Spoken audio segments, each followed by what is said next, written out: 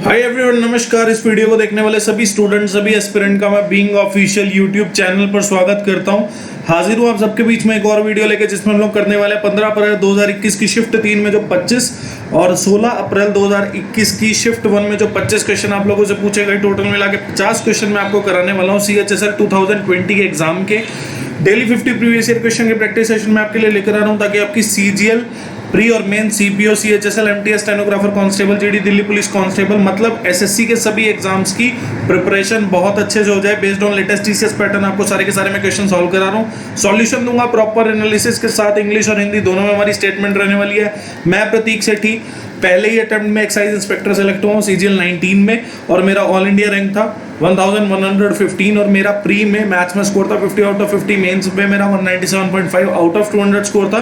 तो आप मैथ्स में मुझ पर रिलाई कर सकते हैं, भरोसा कर सकते हैं। और इसके अलावा मैं CHSL 2020 के मैथ्स के क्वेश्चन की आपको अब से पहले 4 वीडियो प्रोवाइड कर चुका हूँ। अभी आपको आई बटन पे वो प्लेलिस्ट दिख जाएगी, और मेरा रिजल्ट आने पे मैंने एक फैमिली रिएक्शन पे वीडियो बनाया था, वो वीडियो आप ज़रूर देखें। इस वीडियो को देखने के बाद बहुत मेहनत से बनाया था। और आप वीडियो को लाइक कर देना, चैनल को सब्सक्राइब कर देना, ताकि जो भी वीडियो मैं आपके लिए लेकर आऊँ वो आपसे कभी मिस ना हो। और इसके बाद मैं आपके लिए एक अपने स्कोर कार्ड का CGL 19 की जो प्री मेंस डिस्क्रिप्टिव का जो स्कोर कार्ड था उसका वीडियो, प्लस उसी वीडियो में बात करूंगा कि 1 साल 3 महीने में मैंने अपने चैनल पे क्या कराया। तो अपने चैनल का रिपोर्ट कार्ड भी मैं आपके लिए लेकर आऊँगा, ताकि वो वीडियो आप तक पहुँच सके। तो आप जो भी नया स्टूडेंट है, सीरियस स्टूडेंट है, चैनल को सब्सक्राइब कर देना। कोई यहाँ पे फालतू बात नहीं होती, सिर्फ काम की बात करते हैं, सिर्फ पढ़ाई की बात करते हैं। तो आप लोग जो भी सीरियस एस्पिरेंट है, मेरी रिक्वेस्ट है एक बार ज़रूर जुड़े, या कंटेंट को ज़रूर देख लेना जो चैनल पे आपको प्रोवाइड किया गया है। और इसके अलावा मैं अब से पहले CHSL 2019, CPO 20, CPO 19, CGL 2019 और CGL 2020 के क्वेश्चंस करा चुका हूँ, कुछ चैप्टर करा चुका हूँ। ऊपर डिस्क्रिप्शन में सारी प्लेलिस्ट का लिंक मिल जाएगा। और चलिए वीडियो को शुरू कर लेते हैं। तो ये हमारे कुछ लिंक हैं, आप लोग यहाँ पर ज्वाइन कर सकते हैं। टेलीग्राम चैनल आप लोग ज्वाइन कर लेना, मतलब जो भी मैं यहाँ पे पढ़ाता हूँ उसके नोट्स का PDF डाल देता हूँ टेलीग्राम पे। और जो भी SSC की तरफ से जो भी नोटिफिकेशन मिलती है वो सारी चीज़ें मैं टेलीग्राम पर पोस्ट करता हूँ। फेसबुक पेज आप लाइक कर दें, यूट्यूब चैनल आप लोग सब्सक्राइब कर देना, ताकि जो भी मैथमेटिक्स कोर्स मैं आपके लिए लेकर आया हूँ, चैप्टर वाइज भी आपको करा रहा हूँ, प्रीवियस ईयर सेट भी आपको करा रहा हूँ। 19-20 के तो मैंने 2019-2020 के तो मैंने CPO, CHSL, CGL के क्वेश्चन कराए थे, और 2021 से मैं SSC से जुड़े सभी एग्जाम्स के आपको क्वेश्चन कराने वाला हूँ। मतलब प्रीवियस ईयर क्वेश्चन सारे के सारे आपको इस चैनल पर देखने को मिलेंगे।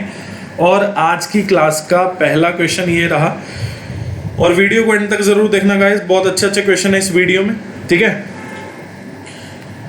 क्वेश्चन में बोला है 3 numbers are in a ratio. आपने देखा रेशो में, किस रेशो में है? 3:4, 5/8, रेशो 7/12। तो आपने देखा 3 नंबर जो है वो इस रेशो में है। सबसे पहले काम किया, हम फ्रैक्शन हटाएंगे। फ्रैक्शन कैसे हटाएंगे? मैंने आपको बताया था, जब भी आपको फ्रैक्शन हटानी हो रेशो में से, तो आप लोग क्या करें, 4, 8 और 12। आपको पता है 4, 8 और 12 का एलसीएम कितना हो जाएगा? 24। आपने क्या किया, 24 से मल्टीप्लाई कर दिया। आपने 24 से मल्टीप्लाई किया तो आपने देखा कि यहाँ पे न्यूमरेटर में जो वैल्यू आएगी आपकी फर्स्ट रेशो में, वो कितनी आ जाएगी? 3 × 24/4। 3 × 24 कितना होता है? 72। 72/4 कितना होगा आपका? 36 का आधा कितना होगा आपका? 18 हो जाएगा। या फिर ऐसा बोल सकते हैं, 4 जो है 24 को 6 पे काटेगा, 3 6 18 हो जाएगा, और 8 3 पे जाएगा, 5 3 15, और 12 दूनी 24, तो 7 दूनी कितना हो जाएगा आपका? 14 हो जाएगा। तो आपके पास जो 3 नंबर थे वो इस रेशो में आ गया, 18:15:14। तो आपने देखा, आपको बोला गया if the difference between greatest आपने देखा कौन सा है? 18। स्मॉलेस्ट कौन सा है? 14। आप रेशो में देख के बता सकते हैं कि 18 जो है सबसे बड़ा वर्ड है, 14 जो है सबसे छोटा नंबर है। तो आप देख सकते हैं कि रेशो के हिसाब से 18 जो है ग्रेटेस्ट नंबर हो जाएगा, और स्मॉलेस्ट नंबर जो है 14 हो जाएगा। इन दोनों का डिफरेंस जो है आपको बोला है, आपने देखा रेशो के हिसाब से डिफरेंस कितना, आपने देखा 18 में से 14 गए कितना? 4। और क्वेश्चन में डिफरेंस आपको कितना दिया? 48। मतलब 4 की वैल्यू 48, 1 की वैल्यू 12 हो गई। आपको बोला है the value of greatest number, greatest number की वैल्यू बतानी है। मतलब ग्रेटेस्ट नंबर, मतलब ग्रेटेस्ट रेशो कौन सी? 18 की वैल्यू आपको बतानी है। 18 × 12 कितना हो जाएगा? 180 में 36 ऐड करोगे 216 जो है आपका करेक्ट आंसर होगा। सेकंड क्वेश्चन में बोला 2 circular football grounds of radius इतना R to be replaced with a bigger circular ground. Condition क्या है? What would be the radius of the new ground? Radius बतानी है न्यू ग्राउंड की। If the new ground has the same area, मतलब area जो है new ground का वो सम ऑफ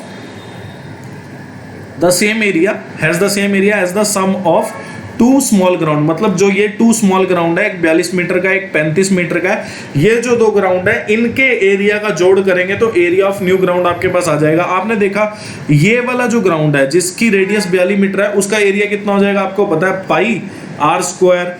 ठीक है, सर्कल है, सर्कुलर जो है फुटबॉल ग्राउंड है, अगर मुझे एरिया बताना होता है सर्कल का तो सबको पता है पाई आर स्क्वायर फॉर्मूला होता है, और रेडियस कितनी दे दी आपको 42, तो आपको 42 मीटर रेडियस वाला जो सर्कुलर फुटबॉल ग्राउंड है उसका एरिया कितना हो जाएगा, पाई 42 स्क्वायर। और फिर जिसकी 35 मीटर रेडियस है उस फुटबॉल ग्राउंड का एरिया कितना हो जाएगा, पाई 35 मीटर स्क्वायर। और आपने मान लिया कि जो न्यू ग्राउंड है उसकी जो रेडियस है आपने आर स्क्वायर मान ली, आपने देखा पाई से तो पाई चला गया। अब आर स्क्वायर की जो वैल्यू है वो कितनी हो जाएगी, 42 का स्क्वायर कितना होता है 1764, और 35 का स्क्वायर होता है 1225। तो आपने देखा कि इसको जोड़ के कितना आ जाएगा 2989। तो आपने देखा रेडियस की जो वैल्यू है वो क्या आ जाएगी आपके पास, √2989, जो कि आपका आंसर बिल्कुल सही है, C is the correct option.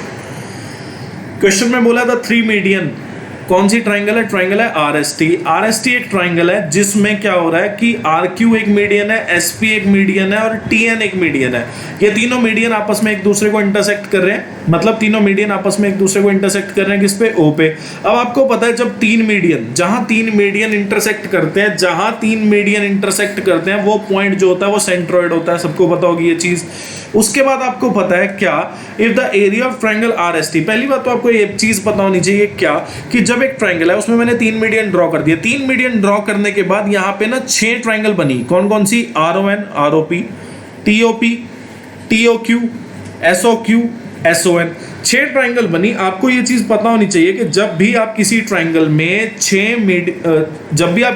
में 3 मीडियन आप ड्रॉ करो, उन 3 मीडियन को ड्रॉ करने के बाद, मतलब 3 मीडियन आपस में इंटरसेक्ट करेंगे तो 6 ट्राइंगल बनी है, उन 6 की 6 ट्राइंगल का जो एरिया होगा वो आपस में इक्वल होगा। ठीक है, तो आपने मान लिया कि RON का एरिया कितना 1, तो 1 1 1 1 सबके एरिया हो जाएंगे। आपने देखा कि टोटल एरिया कितना होगा ट्राइंगल का, ट्राइंगल RST का जो एरिया है वो कितना हो जाएगा, आप गिन लो 1 2 3 4 5 6, मतलब RST का जो एरिया है वो हमने 1 माना अगर RON का एरिया, तो RST का एरिया कितना हो जाएगा 6। इसकी वैल्यू दी हुई है कितनी, 48 सेंटीमीटर स्क्वायर, एक की वैल्यू कितनी हो गई 8। आपको बोला है क्या कि एरिया बताओ क्वाड्रिलेटरल SQON का, तो आपने देखा SQ मतलब ये SQO और N का, इसका आपको एरिया बताना है। आपने देखा एरिया है कितना, 1 और 1 2, तो 6 की वैल्यू अगर 48 तो 1 की वैल्यू 8, 2 की वैल्यू कितनी हो जाएगी 16 सेंटीमीटर स्क्वायर जो है एरिया हो जाएगा किसका, क्वाड्रिलेटरल SQON।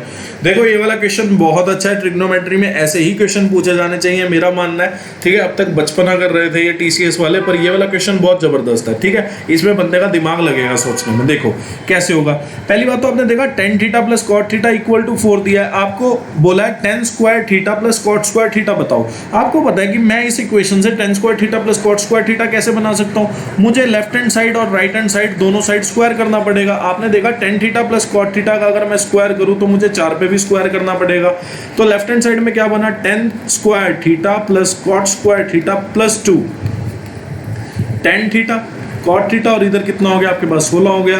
आपको पता है tan theta into cot theta 1 होता है, क्यों, क्योंकि cot थीटा की जो वैल्यू होती है वो 1/tan थीटा होता है। तो tan थीटा गया तो यहाँ पे बचा कितना, लास्ट में 2 बचा आपके पास। तो आपने यहाँ से देखा कि tan स्क्वायर थीटा, आपने यहां से देखा कि tan square theta plus cot square theta की जो वैल्यू हुई वो कितनी हो गई 16 माइनस 2, जो कि आपके पास कितना हो जाएगा 14 हो जाएगा। आपने देखा कि अब मैं इस वाली इक्वेशन को कैसे सॉल्व करूं, आपने देखा कि 2 cosec square theta sec square theta minus 4 दिया है। अब इस इक्वेशन को मैं कैसे सॉल्व करूं, आपने देखा यार मैं cosec स्क्वायर थीटा को, आइडेंटिटी मुझे याद है क्या लिख सकता था, 1 plus cot square theta. Cosec square theta की आइडेंटिटी क्या होती है, 1 प्लस cot स्क्वायर थीटा के इक्वल होता है, और sec स्क्वायर थीटा क्या होता है 1 प्लस tan स्क्वायर थीटा के इक्वल होता है। ठीक है, माइनस 4। तो आपने देखा कि 2 अगर मैं इसको मल्टीप्लाई करूं तो 1 प्लस tan स्क्वायर थीटा, मतलब इसको इससे मल्टीप्लाई करूंगा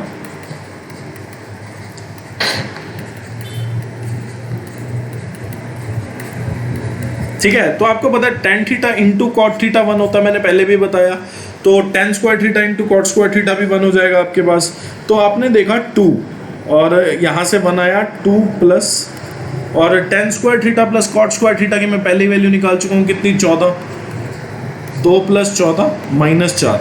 तो आपने देखा 16 दूनी 32 हो जाएगा, 32 में से 4 गया तो आपके पास कितना आएगा, 28 आ जाएगा।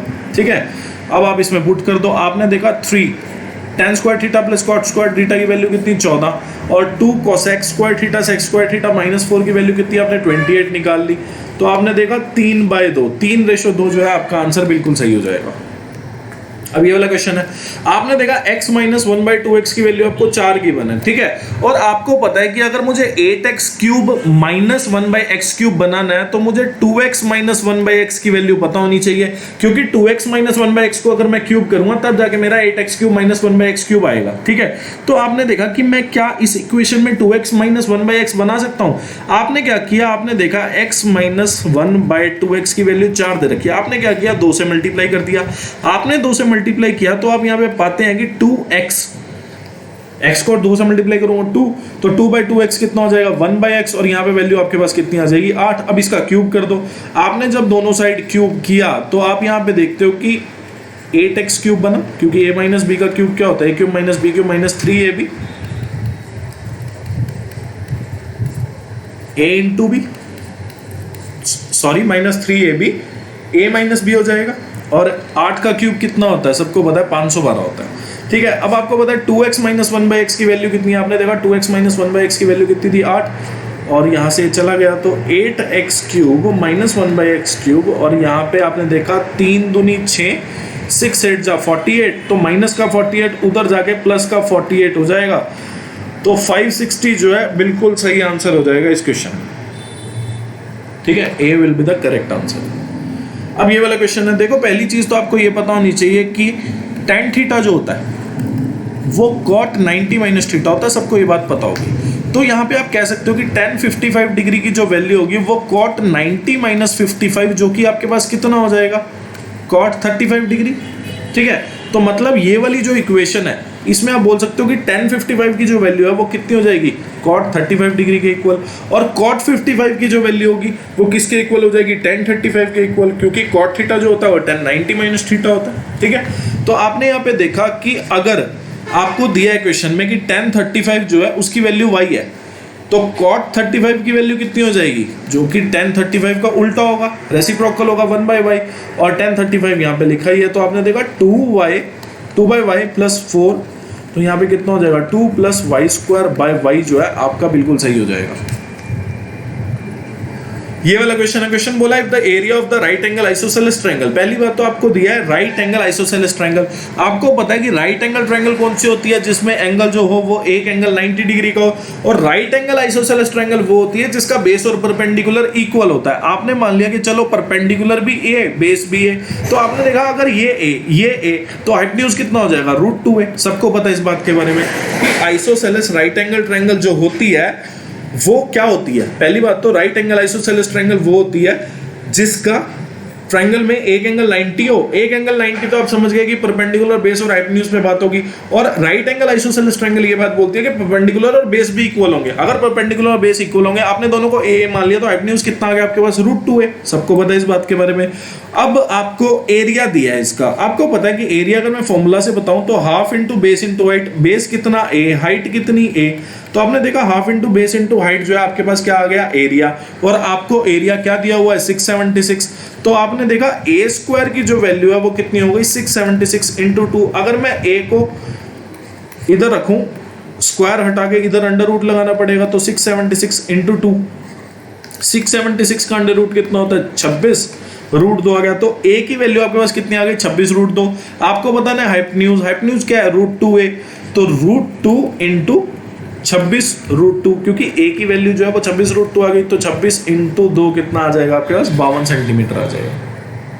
अब ये वाला क्वेश्चन है, सब यहाँ पे देख के एक बात समझ सकते हैं कि 10x की वैल्यू अगर मैं 1 रखूं तो 1 का स्क्वायर -3 इंटू 1 + 2, तो आपने देखा 2 और 1 3 में से 3 गया, कितना आएगा 0। Left hand side equal to right hand side, मतलब आपको पता चल गया कि 10x की वैल्यू जो है वो 1 थी, पिछली वीडियो में भी हमने ऐसा क्वेश्चन किया, तो x की वैल्यू कितनी हो जाएगी आपके 45 डिग्री। अब एक तरीका है, दूसरा तरीका यह है कि आप ऑप्शन रख के देख लो, और तीसरा तरीका यह है कि आप इसको क्वाड्रेटिक को सॉल्व कर लो, तब भी जाके आपके पास 10x = 1। पर मैं देख के भी पता कर सकता था कि अगर मैं 1 रखूँ, 1 का स्क्वायर माइनस 3 × 1 + 2, ये तो अपने आप ही 0 हो जाएगा, तो मुझे इसमें कुछ सोचना नहीं पड़ा। 10x की वैल्यू 1 मतलब x की वैल्यू 45 डिग्री। ठीक है, क्वेश्चन में बोला सम ऑफ 4000 रुपीज, अमाउंट हो गया 5008 रुपए इन 3 years at simple interest at the rate of x% per annum. If the interest rate become x plus 2.6%, then the revised maturity amount बतानी है आपको।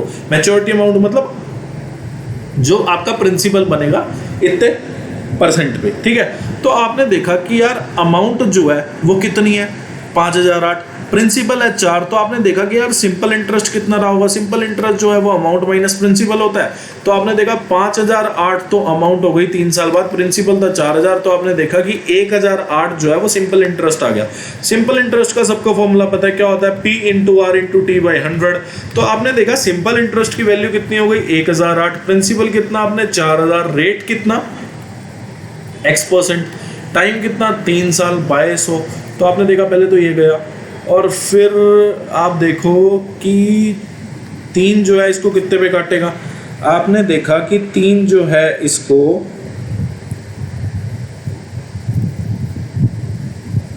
अब 12 ही देख लो ना। ठीक है, 3 चौक 12, 12 देखो इसको कितने पे काटेगा, 12 × 8 = 96 और 48, 12 चौक 48। तो आपने देखा 84 आ गया, तो 84/10, तो आपके पास कितना आ गया 8.4%। मतलब जो रेट ऑफ इंटरेस्ट है जो कि x% आपको दिया है, तो आपको रेट ऑफ इंटरेस्ट कितना पता चल गया 8.4%। आपको बोला है कि अगर रेट जो है 2.6% ज़्यादा हो जाए, तो 8.4, तो x की वैल्यू 2.6 ज़्यादा, तो आपने देखा 6 और 4 10, 8 और 2 10 और 1 11% रेट होना चाहिए। तो आपको अमाउंट बतानी है, तो सिंपल इंटरेस्ट निकाल लो पहले। आपने देखा प्रिंसिपल कितना 4000, रेट कितना 11, टाइम कितना 3 साल अपॉन 100। तो आपने देखा कि ये हो गया, और 33 चौक कितना होएगा, 33 चौक आपके पास आ जाएगा 132, तो 1320 रुपये आपके पास सिंपल इंटरेस्ट आ गया। 4000 आपके पास प्रिंसिपल है, तो अमाउंट की वैल्यू जो है वो आपके पास हो जाएगी 5320 रुपये। ठीक है, तो आसान क्वेश्चन है, इसमें कुछ दिक्कत वाली बात नहीं है। अब ये वाला क्वेश्चन देखो दोबारा आ गया। पहले जो था वो आपको x + y के फॉर्म में दिया था, अब की बार आपको x + y नहीं, अब की बार आपको क्या कर दिया इसने 2a + b बना दिया। देखो कैसे करेंगे। अब आपको पहली बात तो ये पता है कि 8a³ + b³, आपको मैंने बताया था कि x³ + y³ का क्या फॉर्मूला होता है, x + y का होल स्क्वायर माइनस 3xy। ठीक है, तो आप बोल सकते हो कि 8a³ + b³, तो ये क्या लिखा हुआ है, ये 2a का होल क्यूब है, मतलब x की वैल्यू यहाँ पे क्या है 2a, y की वैल्यू कितनी है यहाँ पे b है, तो आप बोल सकते हो कि 2a + b का whole square minus 3 × 2a × b। ये मेरा लिखवाने का पर्पस ये था कि कई बच्चे यहाँ गलती करते हैं, सीधा 3ab लिख देंगे। 3ab नहीं बनता, यहाँ पे 6ab बनता है। ठीक है, हो जाती है कैलकुलेशन मिस्टेक, एग्जाम में तो बिल्कुल हो जाती है, तो इस चीज़ का ध्यान रखेंगे। तो आपने देखा इसकी वैल्यू आपको कितनी गिवन है 16 गिवन है, 2a + b 4, 2a + b का होल स्क्वायर 4 का स्क्वायर माइनस 6ab। ठीक है, तो ये कितना आ गया आपके पास 4, और 4 का स्क्वायर 16, 16 माइनस 4 कितना हो जाएगा 12, 6ab की वैल्यू 12 हो गई, तो ab की वैल्यू कितनी हो जाएगी आपके पास 12/6, जो कि आपके पास कितना आ गया 2। ठीक है, तो अब आपको पता है कि 16a⁴ + b⁴ मैं कैसे बना सकता हूँ, मैं यहाँ से बना सकता हूँ, मतलब 2a + b = 4 है, पहले मैं इसका स्क्वायर कर दूँ, जो भी आए फिर दोबारा उसका स्क्वायर कर दो। तो आपने देखा यहाँ पे 4a² + b² + 4ab की जो वैल्यू है वो कितनी आ गई 16 आ गई आपके पास। ab की वैल्यू जो है मैंने 2 निकाल ली, ab की वैल्यू 2, तो 4 × 2 कितना हो जाएगा आपके पास 8 हो जाएगा। तो 4a² + b² 4 × 2 कितना हो जाएगा 8, तो 4a² + b² जो है वो 16 माइनस 8 आपके पास कितना हो जाएगा 8 हो जाएगा। अब इसका दोबारा स्क्वायर कर दो। ठीक है, अब यहाँ से जो है आपकी टर्म आ जाएगी कितने 16a⁴ + b⁴। तो आपने देखा 16a⁴ + b⁴ + 2 × 4a² b², और 8 का स्क्वायर कितना हो जाएगा 64। आपको पता है इस बात के बारे में। ठीक है, तो आपने देखा यहाँ पे तो जो निकालना है वो आ गया, और यहाँ पे ये कितना है, ये 8ab का होल स्क्वायर, ab की वैल्यू कितनी है 2, 2 का स्क्वायर कितना 4, 4 × 8 करूँ अगर मैं तो 32 होता है। तो आपने देखा कि राइट हैंड साइड में 32 जाके माइनस हो जाएगा, 64 में से 32 गया तो आपका कितना आएगा, 32 आ जाएगा। थोड़ा लेंथी है पर क्वेश्चन बहुत बढ़िया, मज़ेदार।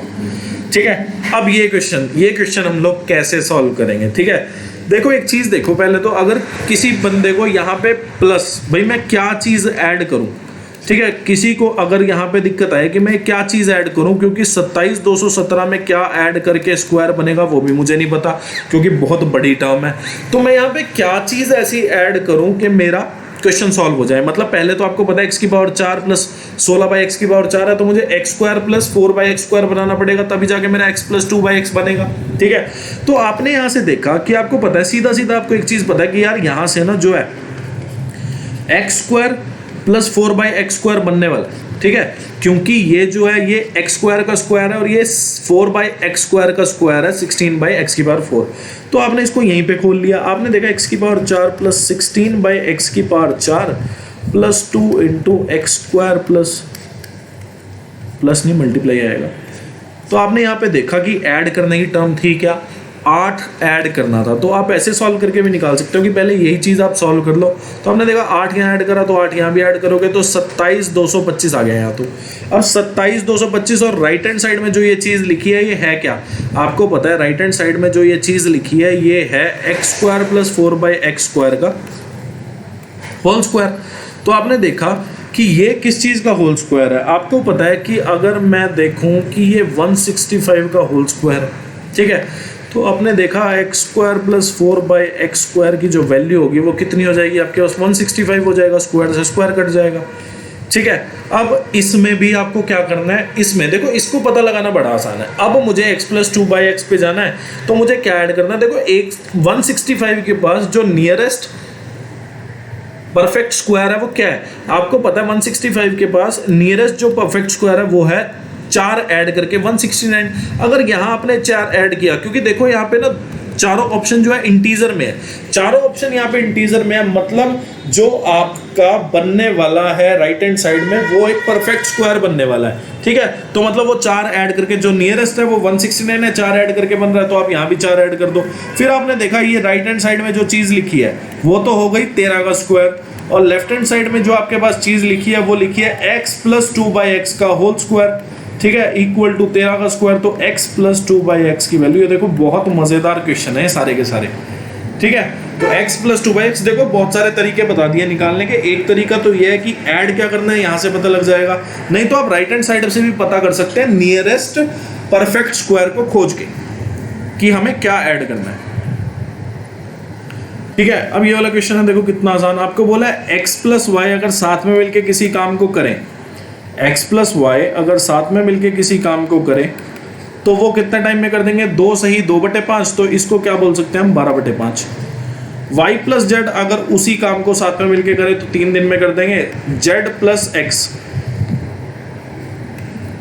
अगर उसी काम को साथ में मिलके करें तो 4 दिन में कर देंगे। तो आपके पास टोटल टाइम आ गया, टोटल वर्क निकाल सकते हो, तीनों का एलसीएम लेके, फ्रैक्शन है तो आपको पता है एलसीएम ऑफ फ्रैक्शन अगर आपको निकालना है तो LCM of denominator by HCF of denominator होता है। तो 12, 3 और 4 का एलसीएम कितना हो जाएगा आपके पास, 12 हो जाएगा, और 5, 1 का एचसीएफ कितना हो जाएगा, 1 होगा तो 12/1 कितना हो जाएगा, 12 हो जाएगा। अब आप वन डे वर्क निकाल लो, वन डे वर्क निकालोगे तो आपको पता है 12/5, मतलब वन डे वर्क आप निकालते कैसे हो, total work by total time. तो आपने देखा 12/5, तो 12 से 12 गया 5 आ जाएगा यहाँ पे, और यहाँ पे कितना आ जाएगा आपका 4 आ जाएगा, और यहाँ पे कितना आ जाएगा 3, 12/3 4, 12/4 कितना हो जाएगा 3 हो जाएगा। तो आपने देखा x और y अगर साथ में मिलके काम करें तो एक दिन में 5 काम कर देंगे, y और z साथ में मिलके काम करें एक दिन में 4 काम कर देंगे, x और z एक दिन में कितना काम कर देंगे साथ में मिलके, 3 काम कर देंगे। तो आपने देखा कि यार अगर मैं इसको जोड़ ही दूं, जो ये लेफ्ट हैंड साइड में मैंने इसको जोड़ा, तो आपने देखा 2 बार x है, 2 बार y है और 2 बार z है, और फिर मैं इनका वनडे वर्क भी जोड़ देता हूँ। आपने देखा 5 और 4 9 और 3 12। ठीक है, तो आप बोलते हो कि अगर 2x 2y और 2z साथ में मिलके काम करें तो एक दिन में 12 काम कर देंगे। तो आपने देखा x plus Y plus z अगर साथ में मिलके काम करें तो एक दिन में कितना काम कर देंगे, 12/2 कितना 6 काम कर देंगे। अब आपको टाइम टेकन निकालना है कि एक्स वाई जेड अगर साथ में मिलके इसी काम को करते हैं तो कितने टाइम में कंप्लीट कर देंगे। अब आपको पता है कि एक दिन में एक्स वाई जेड कितना काम कर रहे हैं, 6 काम कर रहे हैं, टोटल काम कितना है 12। एक दिन में अगर एक्स वाई जेड साथ में मिलके 6 काम करते हैं तो 12 काम कितने दिन में कर देंगे, अब ये वाला क्वेश्चन, अब आपको मैंने बताया था कि भाई इस बार का क्या मतलब होता है। इस बार का मतलब समझना बहुत जरूरी है आप लोगों के लिए। तो इस बार का जो मतलब होता है वो ये कि 7 और 4 जो है वो ब्रैकेट में, ठीक है। इस बार का मतलब ये है कि 7 और 4 जो है वो ब्रैकेट में है। तो आपने देखा 7 4 कितना हो गया 11, 25 में से 11 गया तो आपको पता है कितना आ जाएगा 14, 14 जो है 29 में से गया तो कितना आ जाएगा 15, 36 में से अगर 15 गया तो आपको पता है कितना आ जाएगा 21, 45 में से अगर 21 गया तो कितना आ जाएगा। आसान क्वेश्चन है। आपको बोला था average of squares of 4 consecutive even natural number is 126. The average of 8 times of the greatest number and 5 times the smallest number कितना, ठीक है। पहली बात तो 4 consecutive even natural numbers हैं, तो आप क्या करो, आप उन 4 नंबर को क्या मानोगे, आप एक नंबर को x-3 मान लो, एक नंबर को x-1 मान लो, एक नंबर को x+1 मान लो और एक नंबर को x+3 मान लो। ये मैंने कैसे मान लिया, पहली चीज तो ये आपको पता है इवन नेचुरल नंबर है। कॉन्जिक्यूटिव इवन नेचुरल नंबर का मतलब क्या होता है कि 2 4 6 8 10 12 कॉन्जिक्यूटिव नंबर हुए। पहले तो ये कि लगातार चलते चले जा रहे हैं, 2 के बाद 4 के बाद 6 के बाद 8 के बाद 10 के बाद 12। और कॉन्जिक्यूटिव का मतलब है लगातार चलना। और इवन नेचुरल नंबर, इवन मतलब हर नंबर इवन है। अगर कॉन्जिक्यूटिव ऑड नंबर की बात करूंगा तो आपको पता है 1 3 5 7 9 11 होता है, ठीक है। और फिर ये नंबर में से मैंने कैसे मान लिया, क्यों माने। आपने यहाँ पर एक चीज देखी कि इन दोनों का गैप कितना है 2 2 2 2। तो यहाँ पे भी आप देख सकते हो कि इन दोनों का गैप 2 जाएगा, इन दोनों का गैप 2 जाएगा, इन दोनों का गैप 2 जाएगा। अब कोई बोलेगा कि सर आपने इतना दिमाग जो चलाया, आप ऐसा भी तो कर सकते थे कि x+2 x+4 और x+6 मान लेते। तो भाई मैंने इतना दिमाग भी सोच समझ के चलाया। देखो क्यों चलाया, देखो आपको बोला average of the squares of 4 consecutive number, मैंने ये नंबर माने तो आपने देखा कि x-3 का स्क्वायर मतलब इनके स्क्वायर का जो एवरेज है, इनका स्क्वायर कर दिया और इनका जो एवरेज है, एवरेज के लिए आपको बटे 4 करना पड़ेगा क्योंकि 4 नंबर है, ठीक है। इनका एवरेज जो है वो आपको कितना दिया है 126 दिया, ठीक है। तो आपने यहाँ पे देखा कि पहली जो टर्म है x² + 9 - 6x बनी, दूसरी टर्म जो है x² + 1 - 2x बनी, तीसरी टर्म जो है वो x² + 1 + 2x बनी, ठीक है। तो मैंने यहाँ पे इसलिए माना था x-3 x-1 x+1 x+3 क्योंकि मुझे यहाँ पे ये 6x 2x इन 2x और 6x से काट देना था, ठीक है। अगर मैं x+2 x+4 x+6 मानता तो यहाँ पे ऐसी कोई चीज ना होती जो मैं काट सकता, फिर जो है क्वाड्रेटिक इक्वेशन बन जाती, उसको सॉल्व करना फिर 1-2 स्टेप और लग जाते और फिर आपको फैक्टर सोचने पड़ते, तो थोड़ा दिमाग और लगाना पड़ता। तो इससे बढ़िया आपको जब 3 नंबर बोले जाए कि 3 नंबर बताओ, तो आप 3 नंबर बोले जाए तो x-2 x और x+2, और अगर आपको 4 नंबर बोले जाए तो x-3 x-1 x+1 x+3। अब कोई बोलेगा सर अगर मुझसे 5 नंबर पूछे जाते, इवन नेचुरल नंबर की बात कर रहा हूं मैं ये, ठीक है। तो इवन नेचुरल नंबर भी आपको बोले, अगर आपको बोले ऑड नेचुरल नंबर तब भी आपको यही लेट करना है। जब 4 नंबर माने तो ये, अगर 3 नंबर पूछे तो ये, अगर 5 पूछ ले तो पीछे चले जाओ और थोड़ा, ठीक है, ताकि आपका जो ये x की टर्म है ये कट जाए। अगर आपको बोले 6 तो फिर यहाँ पे भी थोड़ा ब्रॉड हो जाओ, ठीक है। ये इवन नेचुरल नंबर के लिए। अगर आपको कॉन्जिक्यूटिव नेचुरल नंबर बताने होते सिर्फ, तो आप क्या मानेंगे, अगर 3 नंबर हो तो x-1 x x+1, क्यों, क्योंकि जो कॉन्जिक्यूटिव नंबर होते हैं वो 1 2 3 4 5 6 होते हैं, ठीक है। क्योंकि यहाँ पे इवन नेचुरल या ऑड भी बोला आपको बोला सिर्फ कॉन्जिक्यूटिव नेचुरल नंबर, तो इनका गैप 1 1 होता है, इसलिए ये मानना पड़ता है, ठीक है। और अगर 4 मानने होते तो फिर x x+1 x-1 x-2 ऐसा मान लो, ठीक है, क्योंकि गैप एक का ही है तो आपको ऐसे ही मानना पड़ेगा। चलिए क्वेश्चन सॉल्व कर लेते हैं, बहुत डिटेल में चला गया मैं। तो 126, पहली बात तो यहाँ पे देखता हूँ ये क्या लिखा हुआ है, x² कितनी बार है 4 बार, तो 4x² तो ऐसे हो गया। और उसके बाद 9 + 1 + 9 + 1 कितना हो गया 20/4, तो x² + 5 हो गया यहाँ पे, और यहाँ पे कितना हो गया 26। तो x² की वैल्यू जो है वो कितनी हो गई 126 - 5, जिसको मैं क्या बोलूँगा 121। तो x की वैल्यू कितनी हो गई √121 जो कि 11 हो जाएगा। x की वैल्यू कितनी हो गई आपके पास 11। नंबर क्या माने थे x-3 x-1 x+1 x+3 माने थे, ठीक है। तो नंबर हो क्या गए, x-1 मतलब 11 - 1 10, 11 + 1 12, 11 + 3 14, और यहाँ पे नंबर क्या हो गया 8। अब जो 4 नंबर थे जिनके स्क्वायर का एवरेज 126 था, वो 4 नंबर ये है। अब स्मॉलेस्ट नंबर क्या है? 8। ग्रेटेस्ट नंबर क्या है? 14। तो आपको बोला है कि ग्रेटेस्ट नंबर का 8 गुना स्मॉलेस्ट नंबर का 5 गुना, इसका एवरेज बताओ।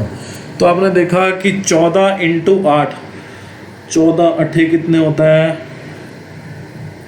112, और 8 पंजे 40 बाई 2। तो आपने देखा कि ये 56 प्लस 20 कितना है? 76। मैंने पहले डिवाइड कर दिया, 112 को 2 से डिवाइड किया 56 आ गया, 40 को 2 से किया 20 आ गया। 76 is the correct answer. Next question.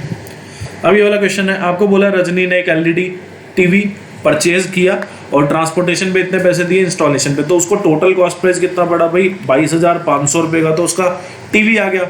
800 रुपये उसने ट्रांसपोर्ट वाले को दिए और 1000 रुपये उसने फिटिंग कराने के दिए, इंस्टॉलेशन कराने के दिए। तो आप बोल सकते हो यहाँ पे कि जो उसको टोटल कॉस्ट प्राइस पड़ा है वो पड़ा है 24,300 रुपये।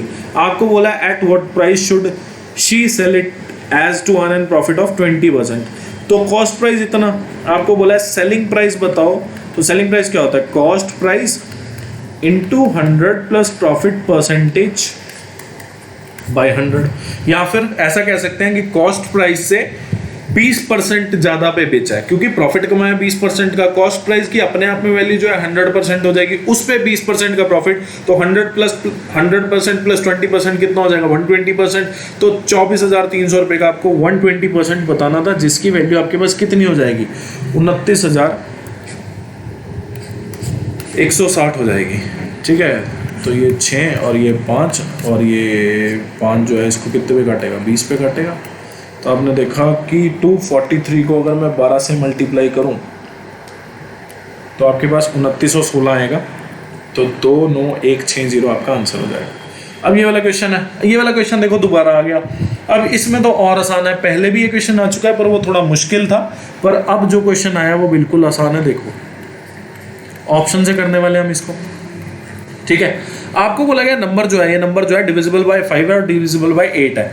आपको पता है जब भी कोई नंबर डिविजिबल बाय 5 होता है तो उसका जो यूनिट डिजिट होता है, मतलब लास्ट डिजिट जो होता है उसका, वो 5 होता है या 0 होता है। अब आप एक चीज यहाँ पे देख रहे हो कि 5 होगा या 0 होगा। आपने देखा कि नंबर जो है 8 पे भी जाना चाहिए, 8 पे जाना चाहिए, मतलब अब नंबर क्या होगा? इवन।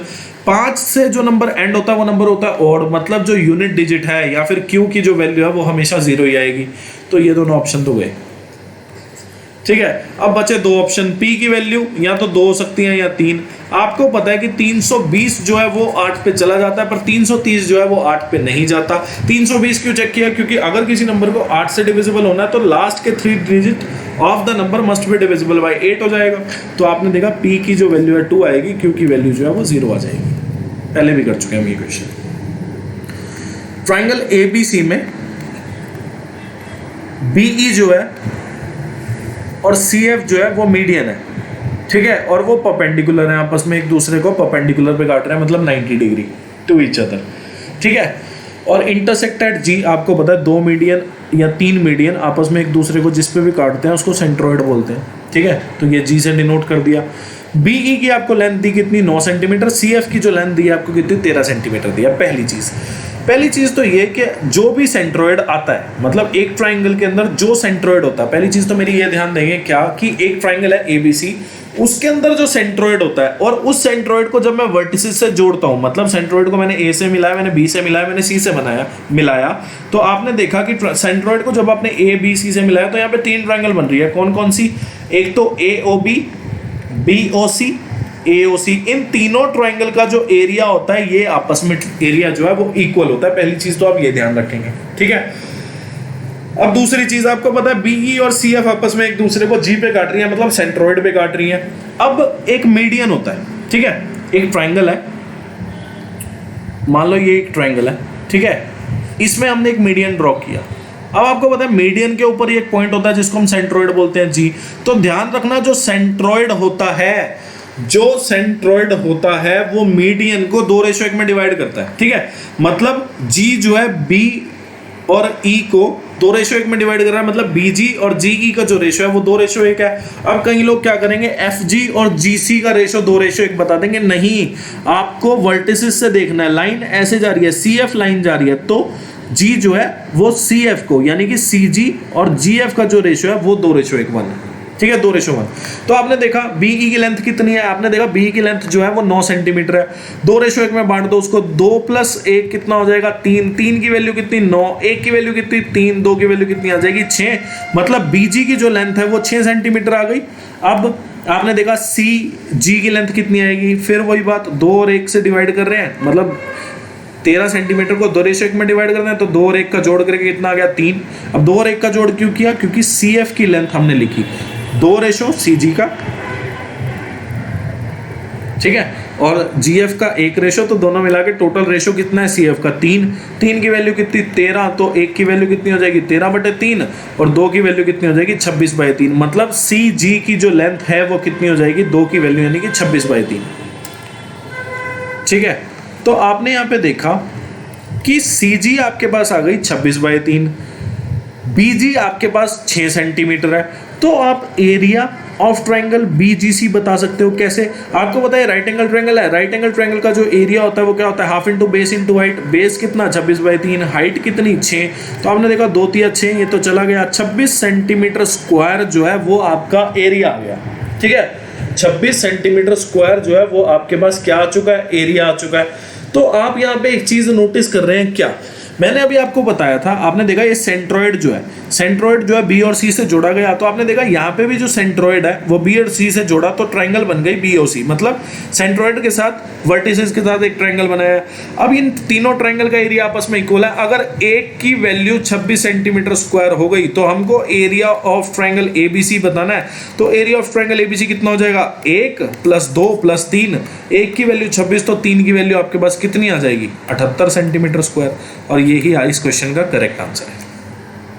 अब ये वाला क्वेश्चन है, आपको बोला है Vaibhav and Vighnesh each travel a distance of 78 kilometre such that Vaibhav की जो स्पीड है वो ज्यादा होगी किसकी स्पीड से, विघ्नेश की स्पीड से। और दोनों की स्पीड का जोड़ जो है वो कितना है, आपने देखा दोनों की स्पीड का जो जोड़ है, स्पीड ऑफ वैभव और स्पीड ऑफ विघ्नेश का जोड़ कितना है 91 km/h। टोटल टाइम जो लग रहा है, आपने देखा टोटल टाइम जो वैभव को लगा और टोटल टाइम जो विघ्नेश को लगा, या फिर टाइम जो वैभव को लगा और टाइम जो विघ्नेश को मिला के टोटल मिला के दोनों का टाइम कितना लगा 3 घंटे 30 मिनट। 30 मिनट को अगर मैं आर में चेंज करूं तो आपको पता है 30/60 यानी कि 1/2 करना पड़ेगा, आपको आधा घंटा होता है। तो 3 से ही 1/2 को मैं सॉल्व करूंगा तो 7/2 आ जाएगा। ठीक है, अब टाइम का फॉर्मूला क्या होता है, टाइम का फॉर्मूला होता है डिस्टेंस बाय स्पीड। दोनों ने 78 किलोमीटर ट्रेवल किया है। टाइम का जो फॉर्मूला होता है वो क्या होता है डिस्टेंस बाय स्पीड। डिस्टेंस दोनों कितना ट्रेवल कर रहे हैं 78 किलोमीटर। अब स्पीड, तो स्पीड ऑफ वैभव को आपने वीए लिख लिया, तो स्पीड ऑफ विघ्नेश कितनी आ गई आपके पास 91 माइनस स्पीड ऑफ वैभव। ठीक है, तो यहां पे कितना आ गया 7/2। अब जो इंटेलिजेंट आदमी होगा वो इस क्वेश्चन को कैसे सॉल्व करेगा। ठीक है, अब जो इंटेलिजेंट होगा वो इस क्वेश्चन को कैसे सॉल्व करेगा, वो क्या करेगा, वो देखेगा 4 ऑप्शन गिवन है, स्पीड ऑफ वैभव पूछा है। अगर मैं स्पीड ऑफ वैभव इस इक्वेशन में पुट कर दूं तो मेरा आंसर आ जाएगा। मुझे क्यों सॉल्व करना, क्योंकि सॉल्व करोगे तो क्वाड्रेटिक बन जाएगा। क्वाड्रेटिक आप क्यों सॉल्व करना चाहते हो जब आपके पास ऑप्शन में ही ऐसी चीज है, मतलब आपको पूछी ऐसी चीज गई है कि वो इस इक्वेशन को सॉल्व कर रही है। आपको पूछा स्पीड ऑफ वैभव, अब स्पीड ऑफ वैभव आप इसमें पुट कर देंगे, मतलब कई लोग ऐसे करेंगे कि स्पीड ऑफ विघ्नेश यहाँ लिख देंगे और फिर 91 माइनस स्पीड ऑफ विघ्नेश यहाँ पे लिख देंगे। तो ऐसा मत करना भैया, आपको स्पीड ऑफ वैभव की बना तो वैभव के हिसाब से सारा क्वेश्चन बना लो, क्योंकि लास्ट में जब आप ऑप्शन पुट करके सॉल्व करने की कोशिश यहाँ पर करोगे तो आप वैभव का ही ऑप्शन पुट कर सकते हो, क्योंकि वैभव का ही आपको पूछा गया स्पीड। ठीक है, तो आपने देखा कि चलो मैंने क्या किया, मैंने 52 मान लिया पहले। तो आपने देखा 78/52, देखो 52 मानने का ही फायदा है, 52 मानने का ही फायदा है। तो क्योंकि आपको पता है कि 78 जो है, आपको पता है 78 जो है वो किस पे जाता है, आपको पता है 78 जो है यहाँ तो 13 पे चला जाएगा, ठीक है, या फिर 6 पे चला जाएगा। अब आपको पता है 6 जो है, ठीक है, मतलब 6 जो है वो इसको भी काट सकता है और इसको भी काट सकता है। तो 54 और 48 बाद में चेक कर सकते हो, पहले तो आप 13 ही चेक करो, क्योंकि जब आप वैभव की स्पीड 52 मानोगे तो 51 में से जब आप 52 को घटाओगे तो आपके पास कितना आ जाएगा 39 स्पीड आ जाएगी। यहाँ पे जो स्पीड आ जाएगी, यहाँ पे आपके पास 39 स्पीड आ जाएगी। तो आप ये चीज देखो कि 39 जो है उसको 6 नहीं काट सकता, तो हर चीज को जो काट रहा है वो 13 ही काट पाएगा। तो आप फिर ऐसा ही कुछ लिखो, आपने क्या किया 52 को लेट किया। अब आपको पता है 52 जो है उसको 13 काटेगा और 78 को भी 13 काटेगा, और मैं 91 मतलब 91 माइनस 52 करूँ तो 39 आएगा, 39 को भी 13 काटेगा। तो सारी चीजों को जब 13 काटता चल रहा है तो आप फिर 52 को ही ऑप्शन लेट करो पहले, सबसे पहले। जिसके नहीं समझ आई है बात वो एक काम करना, वो चारों ऑप्शन लेट करके देख लेना, इतना टाइम आपको मिलेगा। 26 दूनी और 26 तिया 78, ठीक है। तो 3/2 प्लस 2, 3/2 प्लस 2 कितना हो जाएगा, 3 प्लस 4/2 जो कि आपके पास कितना हो गया 7/2। 7/2 left hand side equal to right hand side, तो मतलब यही ऑप्शन सही है। स्पीड ऑफ वैभव जो है वो आपके पास कितनी आ गई, 52 किलोमीटर पर आवर। अगर आपको पूछता कि स्पीड ऑफ विघ्नेश बताओ तो 91 माइनस स्पीड ऑफ वैभव कर देंगे तो वो कितना आ जाएगा आपके पास, 39 किलोमीटर पर आवर आ जाएगा, ठीक है। अब ये वाला क्वेश्चन है, आपको बोला गया है क्या कि 35% of the students in a college are girls. मतलब एक कॉलेज में जो स्टूडेंट्स हैं उसका 35% जो है वो गर्ल्स हैं, रेस्ट आर बॉयज। तो आपने देखा कि गर्ल्स कितनी है 35%, टोटल नंबर ऑफ स्टूडेंट्स जो है कॉलेज में वो कितने 100%, जिसमें से 35% गर्ल्स हो गई तो 65% जो है वो बॉयज हो जाएंगे, ठीक है। तो आपने देखा रेशो कितना आएगा, 13:7 आ जाएगा, ठीक है। अब आपको बोला गया है कि 75% बॉयज पास हो गए और 85% गर्ल्स पास हो गई, ठीक है। आपको बोला है कि 75% बॉयज पास हो गए और 85% जो है गर्ल पास हो गई, और आपको यहाँ पे एक और चीज बोली है कि परसेंटेज बताओ टोटल स्टूडेंट का जो एग्जामिनेशन में पास हो गए। मतलब आपको पता है बॉयज कितने परसेंट पास हुए, 75%। आपको पता है गर्ल्स कितनी पास हुई है, 85%। आपको बोला टोटल स्टूडेंट बताओ, उनका परसेंटेज बताओ जो पास हुए हैं। आपने यहाँ पे एक चीज नोट करी, क्या आपने देखा कि यार मैं इसको एलिगेशन से सॉल्व कर सकता हूँ। मुझे पता है बॉयज कितने पास हुए 75%, गर्ल्स कितनी पास हुई 85%। मुझे टोटल स्टूडेंट ही तो बताने हैं कितने पास हुए हैं, और मुझे बॉयज और गर्ल्स का रेशो भी पता है। मतलब ये वाला क्वेश्चन हम बिना इस स्टेटमेंट के, the total number of students in a college is 2800, बिना इसके भी कर देते सॉल्व, ठीक है। आपने देखा बॉयज कितने 75, गर्ल्स कितनी, आपने देखा दोनों का डिफरेंस कितना आ गया 10%। अब 10% को 13:7 में डिवाइड कर लो। आपने देखा 13 और 7 कितना हो जाएगा 20, 20 की वैल्यू कितनी हो गई 10%। एक की वैल्यू आपके पास कितनी आ जाएगी, एक की वैल्यू आपके पास आ जाएगी 0.5%, तो 7 की वैल्यू कितनी हो गई 3.5%, ठीक है। आपने देखा 7 की वैल्यू कितनी आ गई 3.5। अब 75 से वैल्यू बड़ी होगी, 85 से छोटी होगी। 75 से अगर बड़ी वैल्यू होनी है तो 3.5 आप उसमें जोड़ेंगे तो कितना आ जाएगा 78.5%। 78.5% स्टूडेंट ऐसे हैं जो पास हो गए एग्जामिनेशन में। आपको बोला एरिया ऑफ अ सर्कल बताओ that is inscribed in a square of area इतना। अब स्क्वायर का एरिया जो है वो आपको दे दिया इतना, तो आपको पता है एरिया ऑफ स्क्वायर का फॉर्मूला क्या होता है, साइड का स्क्वायर। साइड हमने a मान ली तो a स्क्वायर की वैल्यू कितनी हो गई, आपने देखा 17 को अगर मैं 11 से मल्टीप्लाई करूं तो 187 आता है, और 187 को अगर मैं 7 से जोड़ूं तो वैल्यू कितनी आ जाएगी, सॉरी 187 को अगर मैं 9 से जोड़ूं तो वैल्यू आ जाएगी 196/11। तो a की वैल्यू कितनी हो गई √196/11। तो आपने देखा 196 का अंडर रूट होता है 14, और 14/√11 जो है आपकी साइड आ गई स्क्वायर की, ठीक है। तो ये यहाँ से लेके यहाँ तक a की वैल्यू है, ठीक है। अब आपने देखा कि ये वैल्यू यहाँ से लेके यहाँ तक की भी होगी, मतलब जो डायामीटर है सर्कल का वो स्क्वायर की साइड के इक्वल होगा। तो आपने देखा डायामीटर जो है ट्वाइस ऑफ रेडियस होता है, तो r की जो वैल्यू मतलब रेडियस ऑफ द सर्कल जो होगा वो स्क्वायर की साइड के आधा होगा, अगर सर्कल इंस्क्राइब्ड कर रहा है पूरे स्क्वायर में, ठीक है। तो आपने देखा a की वैल्यू कितनी है 14/√11, तो r की वैल्यू कितनी हो जाएगी 14/2 कितना 7/√11 हो जाएगी। आपको बोला है कि एरिया ऑफ स्क्वायर बताओ, सॉरी एरिया ऑफ सर्कल बताओ। आपको बोला एरिया ऑफ सर्कल क्या होता है πr²। पाई कितना 22/7, r कितना 7/√11 का स्क्वायर। तो हमने देखा 22/7 × 7/11, √11 का स्क्वायर करोगे 11 आ जाएगा, 7 का स्क्वायर 7 × 7 लिख दो, तो एरिया आपके पास कितना आ गया 14 सेंटीमीटर स्क्वायर। अब ये वाला क्वेश्चन है, देखो अभी तक ये क्वेश्चन पूछा नहीं जा रहा था CHSL 2020 में, पर 19 में भर के आया, और इस वाली बार ये बोलते हैं कि सेलिंग प्राइस दे दिया, तो डिस्काउंट दे दिया, मार्क प्राइस बताओ। तो अब की बार आपको मार्क प्राइस दिया है, डिस्काउंट दिया है, सेलिंग प्राइस आपसे पूछा है, ठीक है। तो आपने देखा मार्क प्राइस कितना है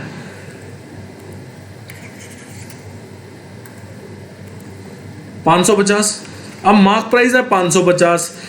मार्क प्राइस की अपने आप में कितनी वैल्यू है 100%। 100% में से पहला डिस्काउंट कितना दे दिया 20%। तो 100% में से आपने 20% की छूट दे दी तो वैल्यू बची कितनी 80%। ठीक है, अब जो वैल्यू आई इस वैल्यू में क्या किया 30% छोड़ दिए। तो आपने देखा अब की जो वैल्यू है उसकी खुद की वैल्यू 100%, जिसमें से आपने 30% घटा दिया तो वैल्यू कितनी बची 70%। अगर जैसे मैं ऑरली आपको बोल के पढ़ाता हूं, अगर आप ऐसे ही अपने मन में ये चीजें बिठा लेंगे तो आपके लिए एग्जाम में सॉल्व करना है कोई बड़ी बात नहीं रह जाएगी। ठीक है, तो आपने देखा 2 0 से ये 2 0 तो काट दो पहले, और फिर ये भी गया। और अगर आप देखो तो 5 पे मैं इसको 11 पे और इसको 2 पे और ये 4 पे गया, तो 44 सत्ते कितना होगा, तो 44 सत्ते होगा आपके पास 308 हो जाएगा। ठीक है, तो 308 जो है बिल्कुल सही है आपका आंसर। अब ग्राफ आ गया, आपको बोला the sum of amount, the sum of amount invested during the year. तो अमाउंट इन्वेस्टेड जो है वो ये वाला ग्राफ है, ये सेल वाला ग्राफ है। 2007, 2008 और 2010 में जो अमाउंट इन्वेस्ट की गई वो कितनी 320 में 450 जोड़ा तो ये कितना आ गया, ये तो 770। 770 में अगर मैं 660 जोड़ूं तो आप यहाँ पे देख सकते हो कि 770 में 660 जोड़ के आपके पास कितना आ जाएगा,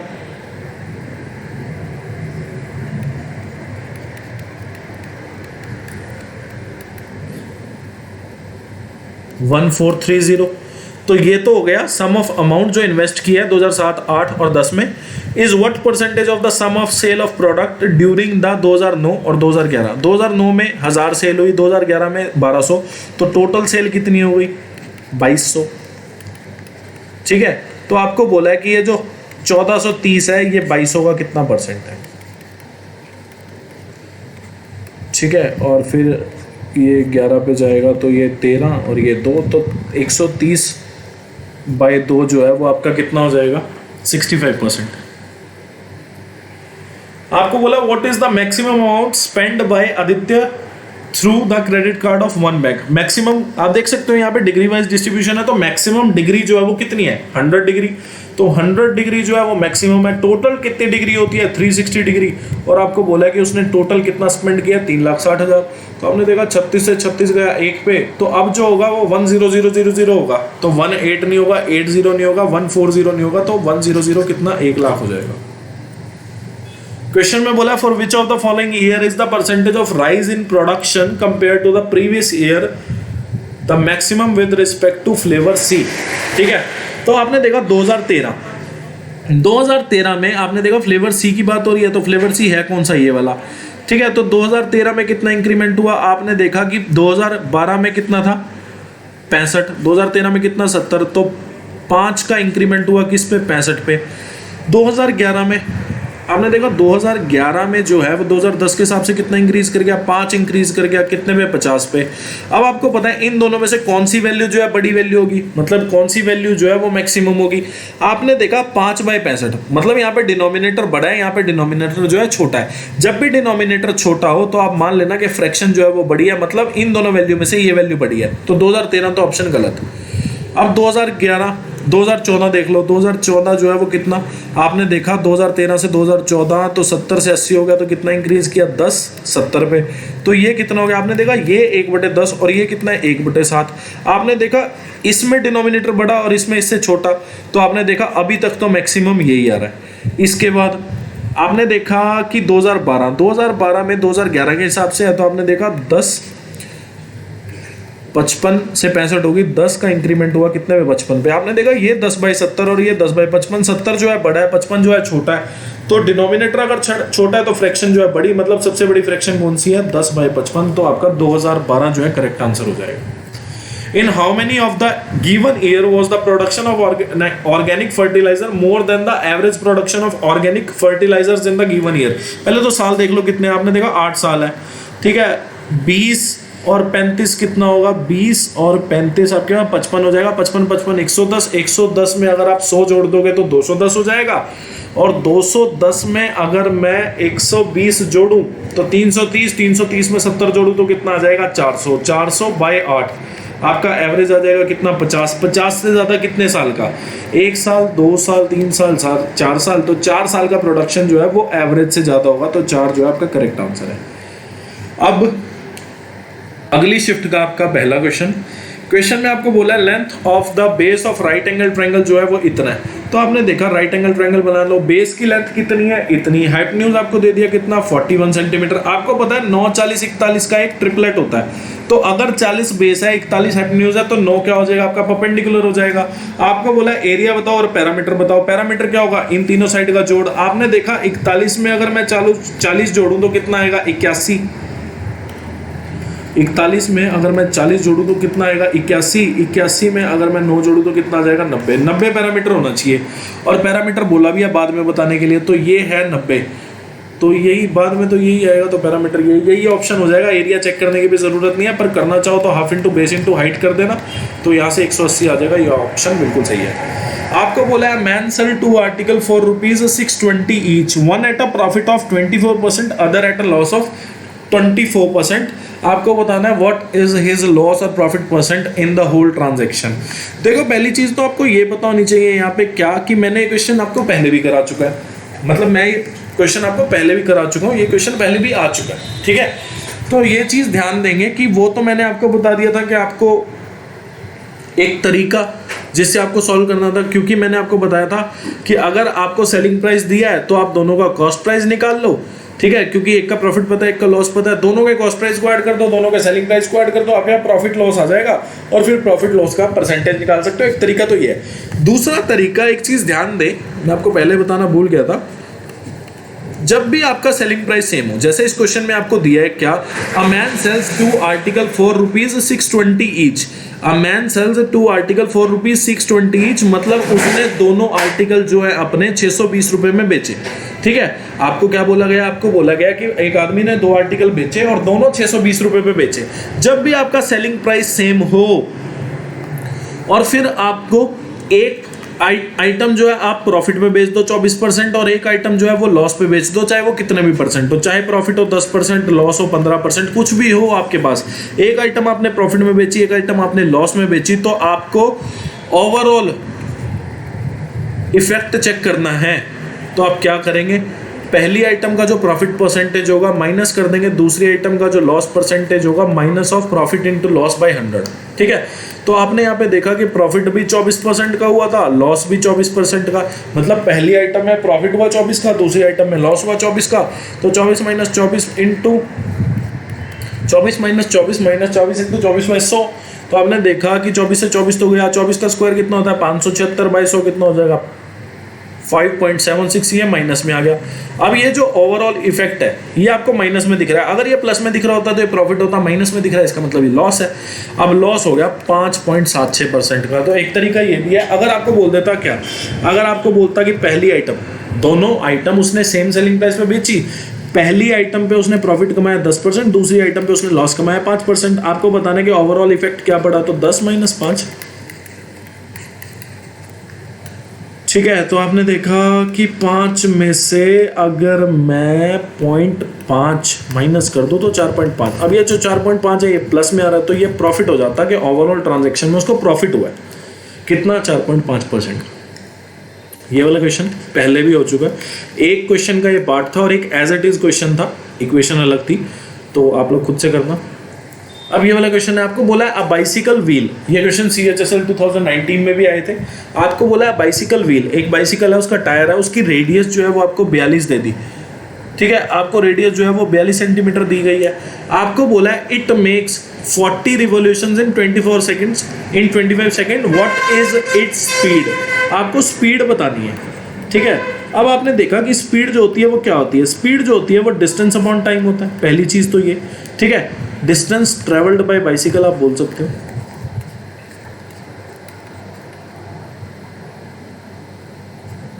ठीक है, अपॉन टाइम। आपने देखा कि डिस्टेंस कितना ट्रेवल कर लिया बाइसिकल ने, आपने देखा यार उसने ना 40 रिवॉल्यूशन काटे। रिवॉल्यूशन का मतलब क्या होता है कि गेड़ा, पंजाबी में इसको गेड़ा बोल देते हैं और हिंदी में बोलते हैं कि एक चक्कर, ठीक है। तो आपने देखा कि एक चक्कर में इसने कितना ट्रेवल किया, आपने देखा एक चक्कर में यहाँ से चल के यहीं पे दोबारा आ गया ये व्हील, तो इसने कितना ट्रेवल किया, आपने बोला 2πr ट्रेवल किया। तो आपने देखा 2πr मतलब एक चक्कर में इसने 2πr ट्रेवल किया, और चक्कर इसने कितने काटे, रिवॉल्यूशन इसने कितने काटे, 40 रिवॉल्यूशन काटे, तो टोटल डिस्टेंस इसने कितना ट्रेवल कर दिया, 40 × 2πr। अब r की जो वैल्यू है आपने देखा सेकंड में है ये, और आपको स्पीड km/h में बतानी है, और ये सेंटीमीटर में, आप इसको मिनट में मीटर में चेंज कर लो, ठीक है। सेकंड को सेकंड में रहने दो, सेंटीमीटर को आप मीटर में चेंज कर लो, क्योंकि मीटर पर सेकंड में अगर आपको पता होगा ना, आप km/h में बड़े आराम से बता सकते हो। तो आपने 42 सेंटीमीटर को 42/100 लिख लिया, मीटर बना लिया, ठीक है। और चेंजिंग इनटू मीटर लिख देता हूं।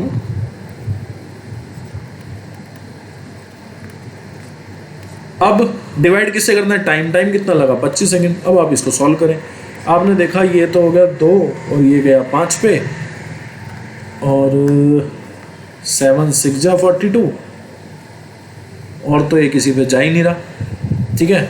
तो आपने देखा कि 6 दूनी 12, 12 तिया सॉरी 6 दूनी 12 दूनी 24, 24 को अगर मैं 22 से मल्टीप्लाई करूं तो आपके पास कितना आ जाएगा 528, और 25 को अगर मल्टीप्लाई करूं, 25 5 नीचे आ जाएगा, 125 हो जाएगा। तो 528 को अगर मैं 125 से डिवाइड करूं तो आपके पास, सॉरी अभी तो हमने ये मीटर पर सेकंड में निकाला ना, अब ये मीटर पर सेकंड में है, अब इसको km/h में भी लगे, आप चेंज कर ही दो। तो आपने देखा 18/5 से और मल्टीप्लाई करना पड़ेगा, अब ये तो और खड़ा हो गया। तो 528 को अगर आप 18 से मल्टीप्लाई करते हो तो आप देखते हो कितना आता है आपके पास 9504, और 125 पंजे कितना होता है 625। तो 9504 को 625 से आप डिवाइड कर दो, तो आपने देखा 15.2064 आपके पास आ जाएगा। तो 15.2 जो है करेक्ट आंसर हो जाएगा, ये स्पीड आ जाएगी आपकी। अब ये वाला क्वेश्चन है भाई, आपको बोला गया कि P जो है 5/8 काम जो है वो कितने टाइम में करता है, 15 दिन में। तो हमने देखा 5/8 काम अगर वो 15 दिन में करता है, तो आप बोल सकते हो कि वो टोटल काम कितने टाइम में कर सकता है। आपको पता है फ्रैक्शन जब भी गिवन हो, आपको दिया है 5/8, अब 5/8 आपको दिया है, आपको टोटल निकालना है। तो आप मतलब आपको दिया है कि किसी काम का 5/8वां जो हिस्सा है वो 15 दिन में कर लेता है, तो टोटल काम जब आपको निकालना है तो आप किसकी वैल्यू निकालोगे, 1 की, क्योंकि फ्रैक्शन की जो टोटल वैल्यू होती है वो 1 होती है, और परसेंटेज की टोटल वैल्यू होती है वो 100% होती है। तो आपने देखा फ्रैक्शन कितना है 5/8, इसकी टोटल वैल्यू आपको निकालनी है, तो 1 की वैल्यू निकाल लो। तो आपने देखा कि 15/5/8 हो जाएगा, तो 5 से 15 गया 3 पे, तो ये कितना हो जाएगा 24। मतलब टोटल काम जो है P कितने टाइम में कर देगा, 24 दिन में। अब Q जो है वो 3/4 काम जो है वो कितने दिन में कर रहा है, 30 दिन में। तो टोटल काम जो है मतलब एक की वैल्यू कितने दिन में कर देगा, 40 दिन में। अब P और Q का टोटल टाइम पता चल गया कि किसी काम को P करने में अगर 24 दिन लेता है तो उसी काम को Q कितने दिन में कर देता है, 40 दिन में। टोटल टाइम पता लग गया, एलसीएम लेके टोटल वर्क निकाल लो। 24 और 40 का एलसीएम कितना है, 120। वन डे वर्क आ गया, वन डे वर्क कितना आ जाएगा, 120/24 5, 120/40 3 आ जाएगा। तो वन डे वर्क जो P का है वो 5 आ जाएगा, one day work of Q जो है वो 3 आ जाएगा। मतलब एक दिन में P जो है 5 काम करेगा, Q जो है 3 काम करेगा। आपको बोला they work together for 8 days. एक दिन अगर साथ में मिलकर काम करते हैं तो कितना काम कर देंगे, आपने देखा एक दिन में P करता है 5 काम, Q करता है 3 काम, तो टोटल एक दिन में कितना काम कर रहे हैं 8। तो 8 दिन में कितना काम कर देंगे 64। अब आपने देखा 120 टोटल काम, जिसमें से 64 काम हो गया, तो काम बचा कितना 56। अब P चला गया, आपको बोला how much time will Q working alone take to complete the remaining work. आपने देखा रिमेनिंग वर्क कितना 56।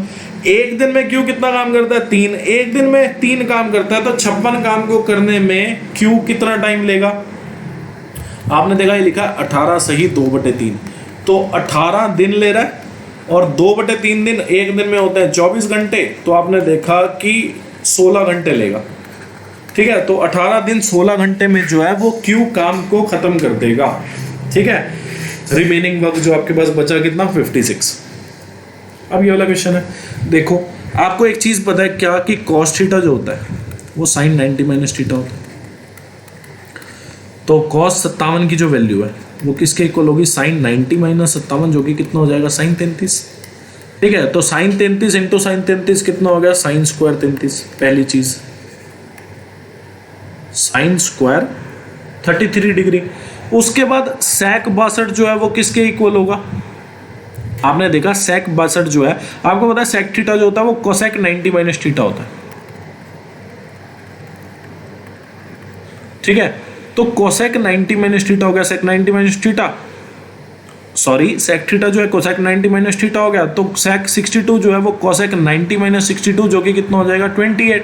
तो आपने देखा cosec 28 इंटू साइन 28 आपका कितना हो जाएगा, cosec जो है 1/sin होता है, तो ये तो कट गया, ठीक है, यहाँ पे बचा 1।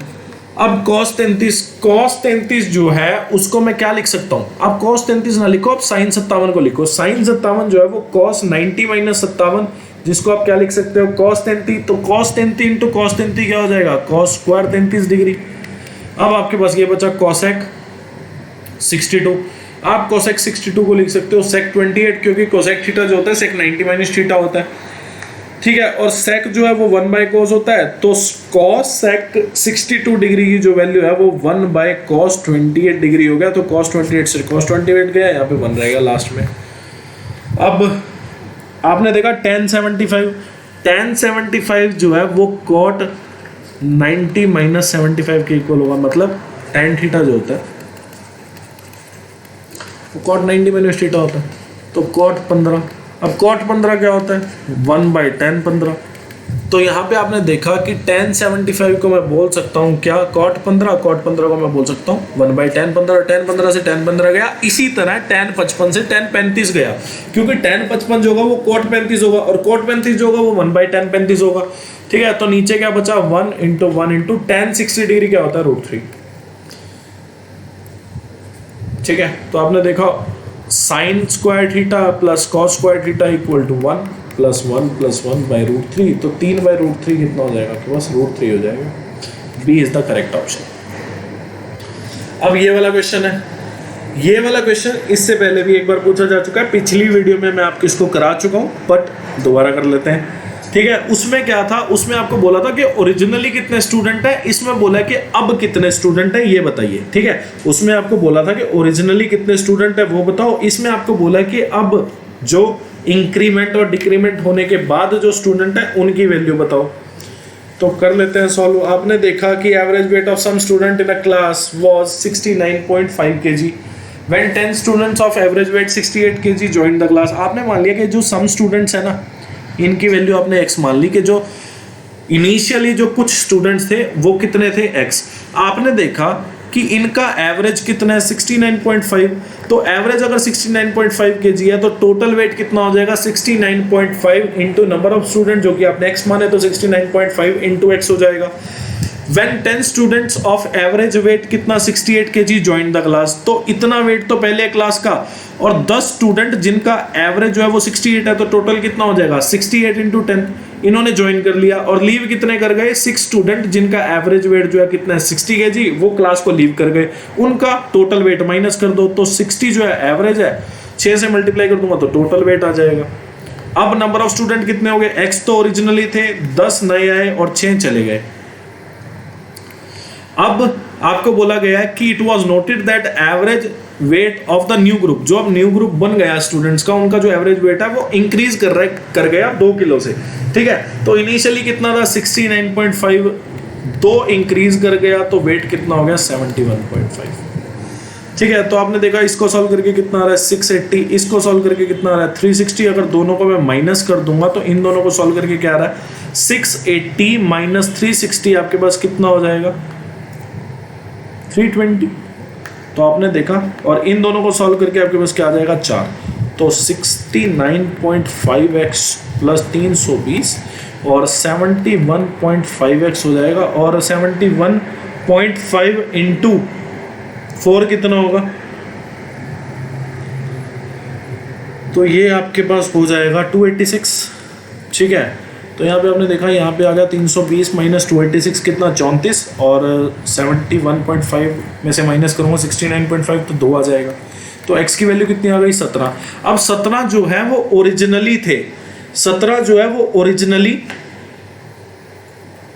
स्टूडेंट्स थे। अभी आपको पूछा है अभी कितने स्टूडेंट हैं, तो आपने देखा अभी जो है वो कितने हैं कि 17 तो ओरिजिनली थे, उसमें 10 स्टूडेंट ऐड हो गए और 6 फिर उनमें से चले गए, तो 17 में से 6 गया, कितना आ जाएगा 21। और जो बच्चा x की वैल्यू ही सीधा टिक कर देता तो वो ऑप्शन गलत हो जाता और क्वेश्चन भी गलत हो जाता। उससे आपको क्वेश्चन पढ़ना बहुत ज़रूरी है। इसी क्वेश्चन ना पढ़ने की जो मेरी गलती थी, उसने मेरे को 2.5 नंबर कटवा दिए थे मेंस के एग्जाम में, वरना मेरे 200 आउट ऑफ 200 होते। ठीक है, तो इक्वेशन ध्यान से पढ़ लेना भाई। और अभी का पूछा था तो आप 17 + 10 - 6 कर देंगे। आपको बोला है kite is flying at a height of, मान लो काइट कहीं यहाँ फ्लाई कर रही है। ठीक है, ये जो है ये काइट फ्लाई कर रही है आपकी। ठीक है, और ये 138 मीटर अबव द ग्राउंड, मतलब हाइट जो है इसकी 138 मीटर है ग्राउंड के ऊपर। और आपको बोला है it is attach to a string, मतलब यहाँ पे कहीं खड़ा होकर बंदा पतंग उड़ा रहा है। ठीक है, और 45 डिग्री जो है वो एंगल बनाया हुआ है हॉरिजॉन्टल के साथ। आपको बोला है लेंथ ऑफ स्ट्रिंग बतानी है, मतलब जो वो क्या होता है, वो डोर होती है जो, उसकी आपको लेंथ बतानी है कि डोर से ये पतंग ऐसे उड़ाई जा रही है, ऐसे। ठीक है, ये डोर है सारी की सारी, आपको इसकी वैल्यू बतानी है। आपको पता है 45 डिग्री का जब आप राइट एंगल ट्रायंगल में टेबल बनाते हो, हाइट एंड डिस्टेंस में जब आप 45 डिग्री का ट्रायंगल बनाते हो, तो आपको पता है कि बेस भी 1 होता है, परपेंडिकुलर भी 1 होता है, और हाइपोटेन्यूज जो है वो √2 होता है। तो एक की वैल्यू आपकी 138 आ गई, तो आपको √2 की वैल्यू बतानी है, कितनी आ जाएगी, 138 × √2, और 138 × √2, √2 क्या होता है 1.414। तो इन दोनों को जब मैं मल्टीप्लाई कर दूंगा तो आप यहाँ पे पाओगे कि ये 195.2 वैल्यू आ जाएगी, जो कि इक्विवेलेंट टू 195 वैल्यू है। ठीक है, अब ये वाला क्वेश्चन है, देखो आपको पता है कि मैं स्क्वायर तक जाना है तो मुझे यहाँ पे स्क्वायर तो करना ही पड़ेगा, तो दोनों साइड आपने स्क्वायर कर दिया, तो x² + 4/x² + 2 × x × 2/x की वैल्यू कितनी हो गई आपके पास, 49 हो गई। तो x² + 4/x² की जो वैल्यू है वो कितनी हो जाएगी, 49, और इधर प्लस का 4 है, माइनस का 4 इधर आके 45 हो जाएगा। ठीक है, तो आपको बोला है 2x² + 8/x² की वैल्यू बतानी है। वो कैसे बता सकते हैं हम, 2 से यहाँ मल्टीप्लाई कर दो, 2 से मल्टीप्लाई कर दोगे तो इधर कितना हो जाएगा, 2x² + 8/x²। अगर आपने राइट हैंड साइड 2 से मल्टीप्लाई किया तो लेफ्ट हैंड साइड भी करो भाई, लेफ्ट हैंड साइड के साथ पार्शियलिटी थोड़ी करेंगे। ठीक है, अब इस क्वेश्चन को सॉल्व करने के 2 तरीके हैं। एक जो यूजुअली बच्चे लगाएंगे क्या, कि यहाँ पे cos 60 पुट किया, cos 60 की वैल्यू कितनी होती है, 1/2, 1/2 का क्यूब करेंगे कितना आ जाएगा, 1/8, और यहाँ पे कितना ये आ गया, तो ये कितना हो गया, 1/2, 1/2 - 3/2, तो आपके पास कितना हो जाएगा, -2/2, कितना हो जाएगा आपके पास, -1। और एक जो मुझे थोड़ा एक्सपीरियंस है और मैं थोड़ा मैथ्स में ठीक हूँ, तो मैं क्या करूँगा इसमें, मेरे को पता है कि cos 3a जो होता है वो cos³ a - 3 cos a होता है, मतलब मैं ये आइडेंटिटी पहचान लेता। और फिर मुझे cos 3a यानी कि 3 × 60 यानी कि cos 180 डिग्री की वैल्यू बतानी होती। और फिर मुझे ना कंफ्यूज होना पसंद था इसमें, क्योंकि मैं फिर ग्राफ से चलता हूँ। आपको पता है cos का ग्राफ जो है यहाँ से यहाँ तक आता है, तो यहाँ पे 0 डिग्री है, यहाँ पे 180 डिग्री है, यहाँ पे +1 है, यहाँ पे -1 है। तो अपने अपने फंडे हैं सबके, और आप भी बहुत अच्छे से कर पाएंगे इसको, यकीनन विश्वास रखें।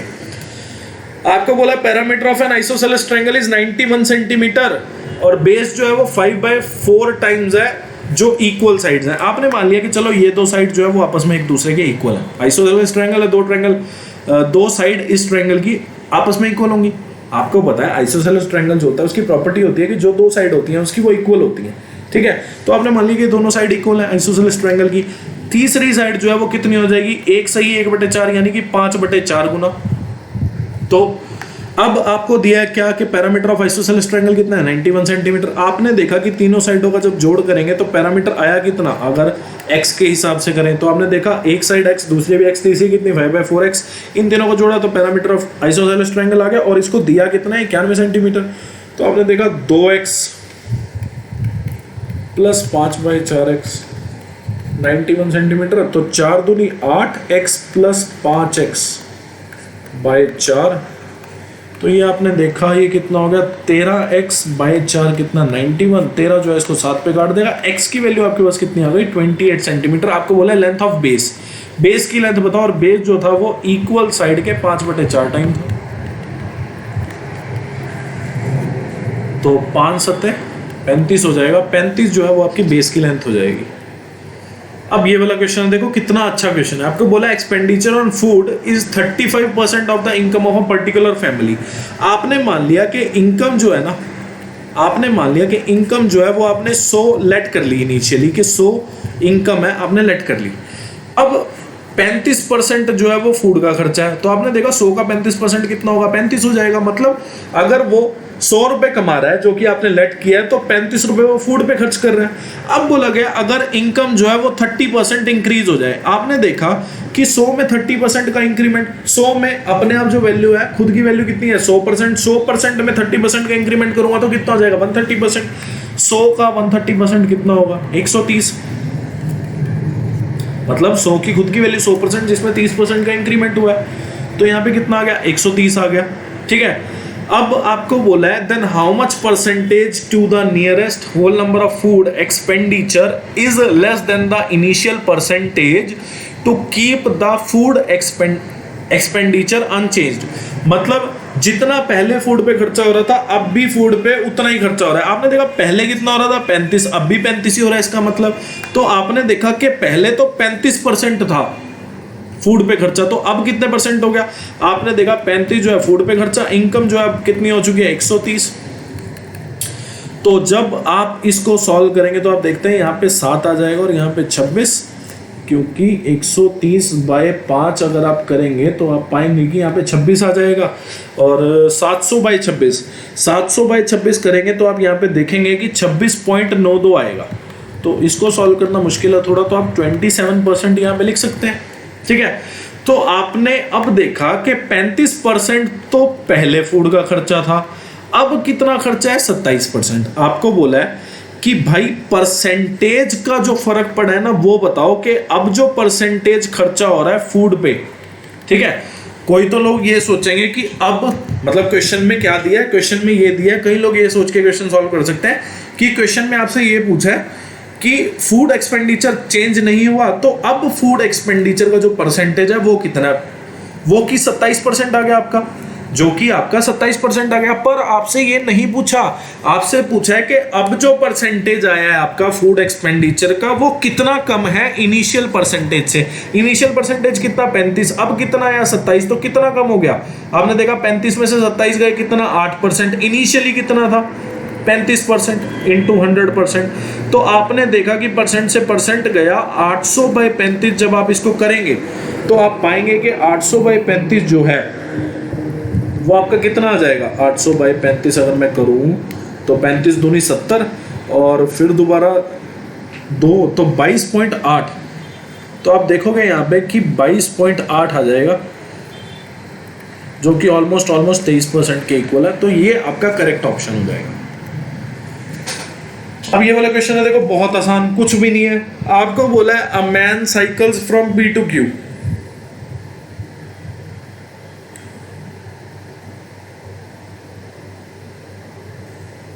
ठीक है, आपको बोला है man cycles from P to Q a distance of 30 kilometre. ठीक है, तो P से Q के बीच में एक डिस्टेंस है जो कि 30 किलोमीटर है और आदमी को लगता है 2 घंटे 48 मिनट। ठीक है, आपको बोला द रोड फ्रॉम P, जो P से रोड चला इज अ लेवल रोड। मतलब लेवल रोड मतलब सीधा रास्ता है, मतलब एक तो पहाड़ी पे चढ़ना होता है वो अप हिल होता है, और जो सीधा रास्ता होता है उसको आप ऐसे बोल सकते हैं, जो नॉर्मल सड़क चल रही होती है, एक प्लेटू होता है और एक माउंटेन होता है। तो प्लेटू की बात हो रही है, प्लेटू ही है मेरे हिसाब से जो सीधा रास्ता होता है, और माउंटेन जो है आपको पता है, कभी आप गए हो, मुझे नहीं पता कहाँ के रहने वाले हैं, शिमला जब आप जाते हैं तो पहाड़ियों पे ऐसे ऐसे चढ़ते चले जाते हैं, मसूरी, तो वो जो है वो अप हिल होता है, और लोअर मतलब नॉर्मल आप चल रहे हो जैसे दिल्ली की सड़क पे आप चलते तो वो एक लेवल रोड होता है। ठीक है, तो आपने देखा मतलब P से कुछ पॉइंट तक मतलब 18 किलोमीटर तक तो लेवल रोड है, और 18 के बाद जो है वो पहाड़ी है जो Q तक पहुंचाती है। तो वो कितनी रह गई आपके पास 12 किलोमीटर, क्योंकि टोटल डिस्टेंस जो है वो कितना है 30 किलोमीटर।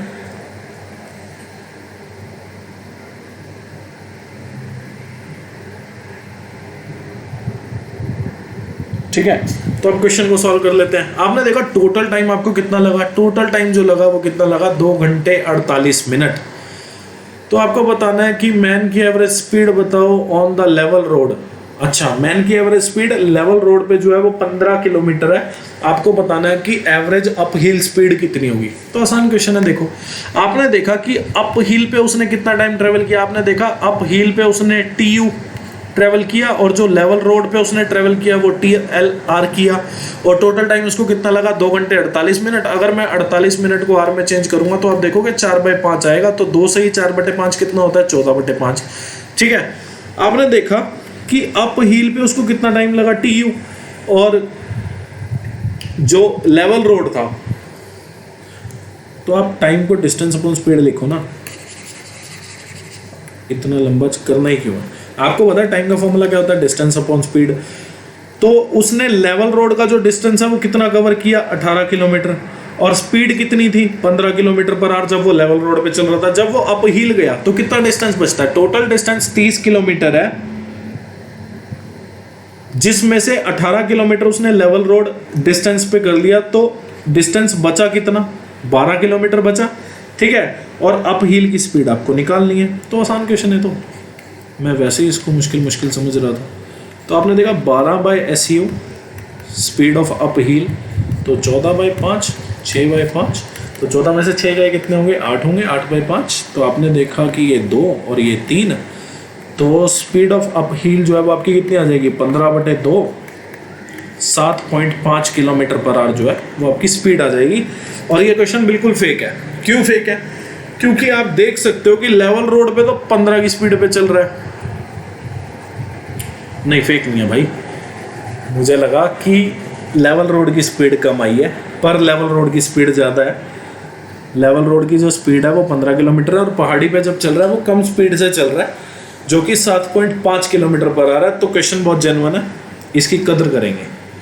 आपको बोला गया है solid metallic right circular cylinder जो है जिसका डायमीटर इतना है, डायमीटर अगर 32 तो रेडियस कितनी हो गई 16 सेंटीमीटर, हाइट जो है वो 9 सेंटीमीटर है। उसको मेल्ट किया गया और रिकास्ट किया गया सॉलिड स्फीयर में। जब भी मैंने आपको बताया था, जब भी आप एक फिगर से दूसरी फिगर में जाएंगे तो आप क्या करेंगे, उन दोनों का वॉल्यूम इक्वल रखेंगे, मतलब वॉल्यूम ऑफ सिलेंडर जो है वो इक्वल टू हो जाएगा वॉल्यूम ऑफ स्फीयर।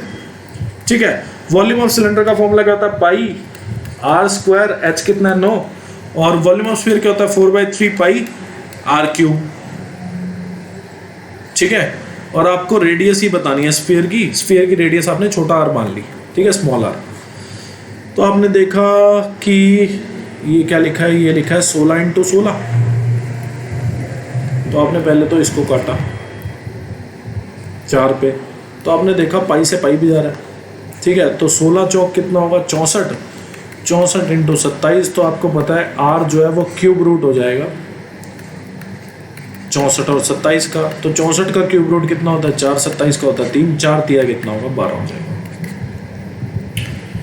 अब ये वाला क्वेश्चन है, आपने देखा ऑफ को पहले सॉल्व करना पड़ेगा। तो ये 23 को 2 से मल्टीप्लाई करूंगा 46, 87 में 46 जोड़ेंगे पहले, तो उसके बाद आपने देखा कि पहले तो ये ब्रैकेट सॉल्व होगी, ये कितना हो गया 15 हो गया।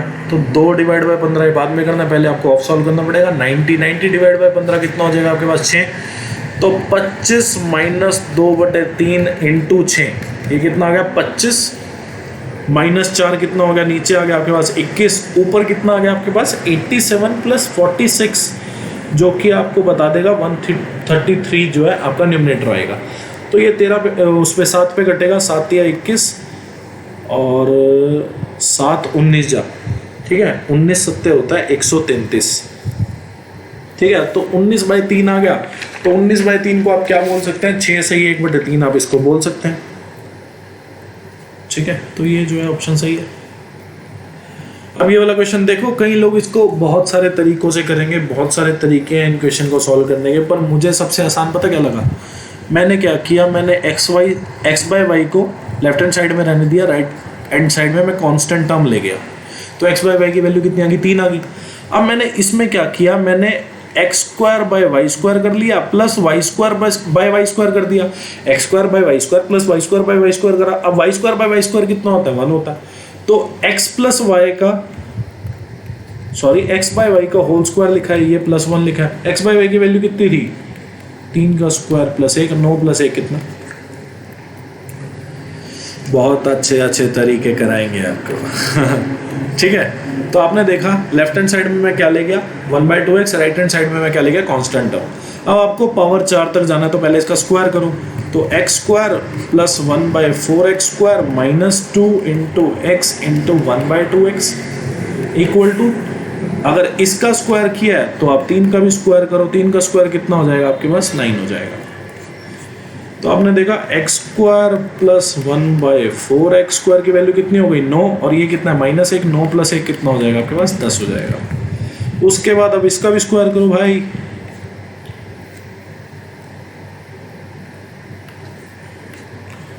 ठीक है। तो 9 + 1 कितना 10, 10 का स्क्वायर कितना हो जाएगा आपके पास 100। तो इधर कितना आ गया x की पावर 4 प्लस 1/16 x की power 4 plus 2 into x square plus 1/4 x square. Right hand side में कितना आ जाएगा आपके पास 100 आ जाएगा। तो आपने देखा ये 1/2 आएगा, 1/2 मतलब कितना 0.5। 100 में से 0.5 अगर मैं घटाऊं तो आप बोलोगे 99.5 आएगा, और 99.5 को मैं क्या लिख सकता हूँ 99 से 1/2। अब ये वाला क्वेश्चन डैम इजी क्वेश्चन, आपको बोला है कि n एक नंबर है जो कि 475 AB है, ठीक है, और पॉजिटिव इंटीजर है, और टेंस और यूनिट डिजिट है वो a और b है, ठीक है, हमें दिख रहा है। उसके बाद बोला है n इज डिविजिबल बाय 5, 8 और 9, ठीक है। 5 पे भी जा रहा है, 8 पे भी जा रहा है, 9 पे भी जा रहा है। अब आपको पता है 8 का डिविजिबिलिटी रूल क्या होता है, आपको पता है 8 का डिविजिबिलिटी रूल जो होता है लास्ट के 3 नंबर जो है ना वो 3 पे जाने चाहिए। सॉरी, लास्ट के 3 नंबर जो है ना किसी नंबर के वो 8 पे जाने चाहिए। डिविजिबिलिटी रूल ऑफ 8 क्या कहता है, 8 का डिविजिबिलिटी रूल ये होता है कि last 3 number of a number must be divisible bye 8। और उसके बाद आपको दिया कि 5 पे भी जाना चाहिए। 5 पे अगर किसी नंबर को जाना है तो उसका यूनिट डिजिट यानी कि जो लास्ट का उसका डिजिट होगा वो कितना होगा, 5 होगा या 0 होगा, ठीक है। लास्ट का जो डिजिट होगा, जब भी किसी नंबर को अगर आपको 5 पे डिवाइड करना है तो वो नंबर अगर 5 पे कटता होना चाहिए तो उसका यूनिट डिजिट क्या होगा, 5 होगा या 0 होगा। अब नंबर 8 पे भी जाना है, 8 पे जाना है मतलब नंबर इवन है, तो 5 जो यूनिट डिजिट है ये क्या शो कर रहा है कि नंबर जो है ऑड, तो इवन नंबर मतलब b की वैल्यू जो है वो आपके पास कितनी आ गई 0 आ गई, ठीक है। आपको पहले तो ये पता लग गया b की वैल्यू 0 हो गई। अब आपको ये चीज पता है क्या, आपको पता है कि यार मैं a की वैल्यू अब क्या क्या रख सकता हूँ। आपको पता है 560 जो होता है 8 7 या 56, 560 जो होता है ये 8 पे जाता है। और आपको पता है 560 में से अगर मैं 40, क्योंकि 40 जो है वो भी 8 पे जाएगा, तो 560 में से अगर मैं 40 घटाऊं तो कितना आता है 520। अब 520 भी 8 पे जाता है और 560 भी 8 पे जाता है। अब मुझे चयन करना पड़ेगा कि वास्तव में नंबर ये वाला है या नंबर ये वाला है। अब इसको 9 के डिविजिबिलिटी रूल पे चेक कर लो। आपने देखा कि 9 का डिविजिबिलिटी रूल क्या कहता है, sum of digit of a number must be divisible by 9। तो आपने देखा 4 और 7 11 और 5 16 और 2 18, तो ये वाला नंबर जो है 9 पे जा रहा है। 7 और 4 11, 5 16 और 6 22, ये नंबर 9 पे नहीं जाता। तो आपको पता लग गया यहाँ पे कि a की वैल्यू तो 2 है, b की वैल्यू कितनी है 0। तो 10 × 2 + 0, तो 10 × 2 कितना हो जाएगा 20। 20 जो है आपका बिल्कुल सही आंसर हो जाएगा। अब ये वाला क्वेश्चन है, आपको बोला इन हाउ मेनी ईयर्स 5450 जो है इतनी अमाउंट दे देगा अगर उसको 12.5% पे इन्वेस्ट किया जाए, ठीक है। तो आपने देखा प्रिंसिपल ये, अमाउंट ये, तो सिंपल इंटरेस्ट कितना आया, आपने देखा सिंपल इंटरेस्ट जो है वो कितना हो जाएगा 8175 में से अगर मैं 5450 घटा दूं तो आपने देखा 2725 आ जाएगा।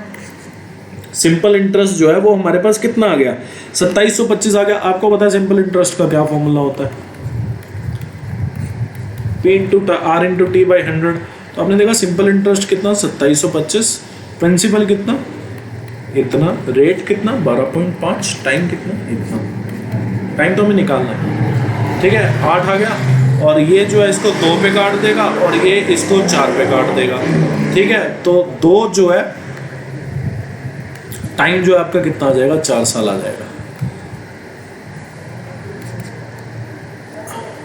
आपको बोला गया डायमीटर ऑफ अ व्हील, एक व्हील है उसका डायमीटर जो है वो कितना है 1.33 मीटर, ठीक है। डायमीटर अगर इतना है तो रेडियस कितनी हो गई आपके पास इतनी, ठीक है। ये क्वेश्चन इसी वीडियो में पहले भी हो चुका है। आपको बताना है कि 380 रिवॉल्यूशन में कितना डिस्टेंस ट्रेवल किया। आपको पूछा कि 380 रिवॉल्यूशन में कितना डिस्टेंस ट्रेवल हुआ। आपको पता है एक रिवॉल्यूशन में कितना डिस्टेंस ट्रेवल होता है 2πr, क्योंकि ये अगर व्हील है यहाँ से चलेंगे यहीं पे दोबारा पहुंच गए तो ये एक रिवॉल्यूशन हो गया। इसमें इतना कितना कवर कर दिया इसने कितना कवर कर दिया 2πr, तो 2 × 22/7, r कितना है 1.33/2, ठीक है। तो आपको बताना है कि 380 रिवॉल्यूशन में कितना डिस्टेंस ट्रेवल किया। डिस्टेंस ट्रेवल्ड इन 1 रिवोल्यूशन, तो 380 रिवोल्यूशन में कितना डिस्टेंस ट्रेवल हो जाएगा, 380 से मल्टीप्लाई कर दो। तो आपने देखा ये तो जाएगा 0.19 पे। अगर मैं 133 को डिवाइड करूंगा किससे, 7 से,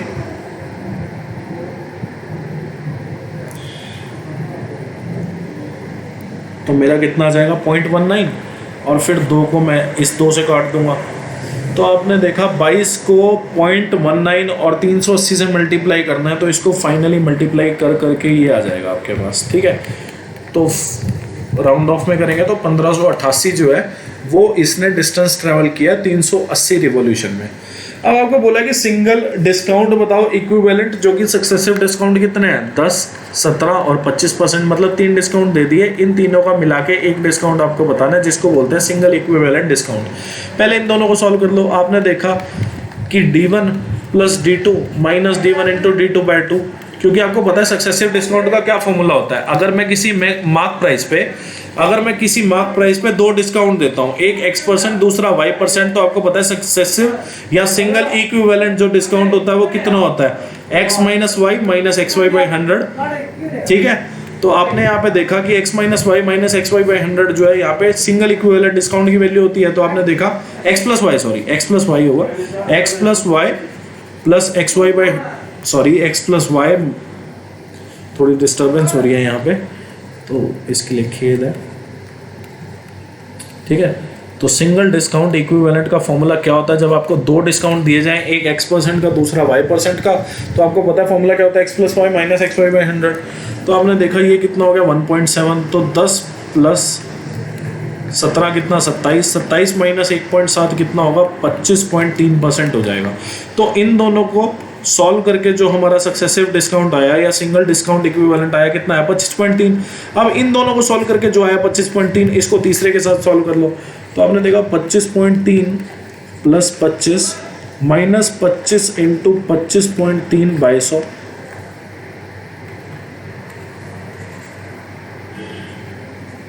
ठीक है।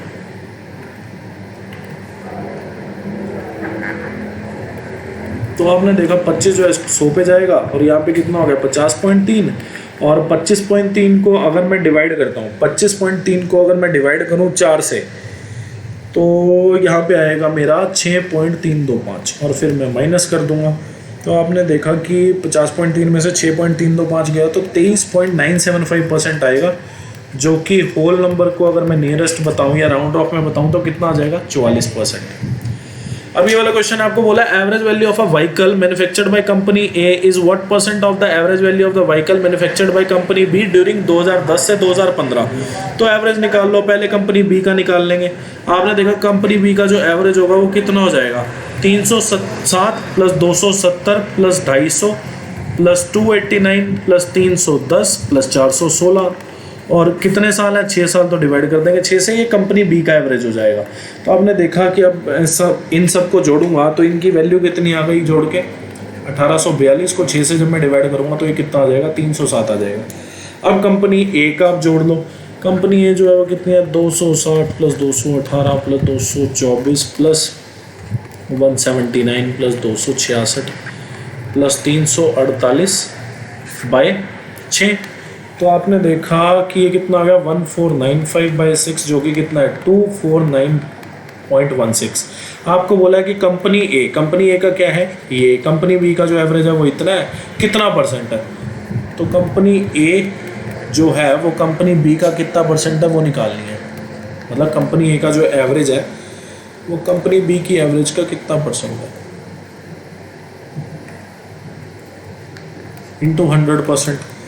आप इसको सॉल्व करोगे तो आपका नियर अबाउट 81.2% आएगा, मतलब ए जो है करेक्ट ऑप्शन है।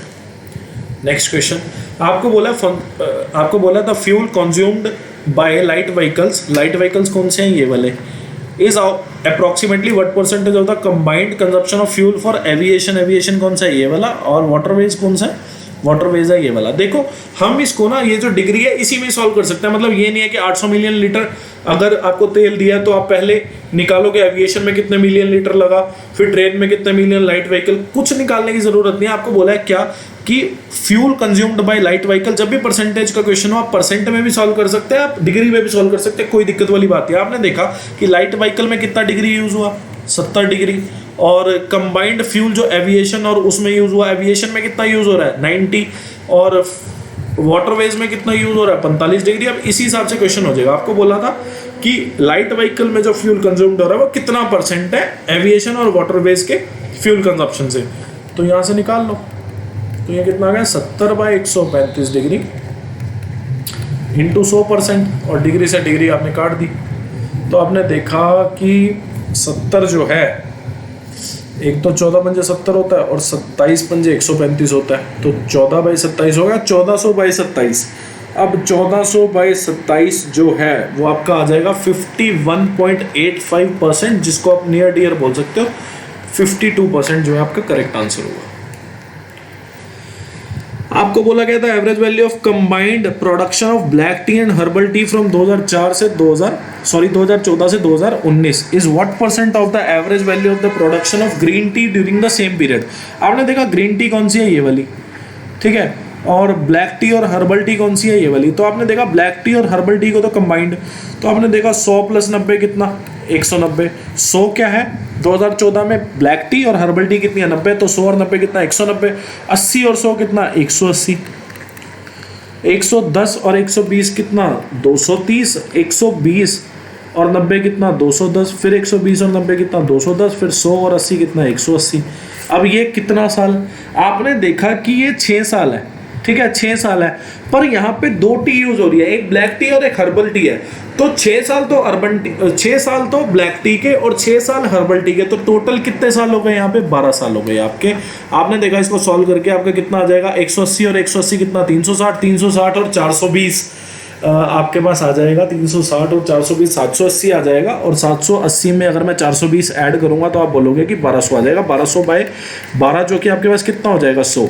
तो 100 मिलियन टन में जो है वो आपका एवरेज है कंबाइंड ब्लैक टी और हर्बल टी का। अब आपको क्या निकालना है, आपको ग्रीन टी का निकालना है। 110 में 120 जोड़ा तो 230 आ गया, 230 में 100 जोड़ा 330, 330 में अगर मैं 130 जोड़ूँ 460, और 460 में मैं 190 जब जोड़ूंगा 110 और 80 110 और 80 कितना होगा 190। तो ये कितना हो गया आपका 6 साल है, तो ये कितना हो गया 650 हो गया 650/6, ठीक है। तो ये कितना हो जाएगा आपके पास 650/6 आ जाएगा। तो ये बताना है कि ये जो 100 है 650/6 का कितना परसेंट है, ठीक है। एवरेज वैल्यू जो है इसकी कितनी आ गई 650/6, किसकी ग्रीन टी की।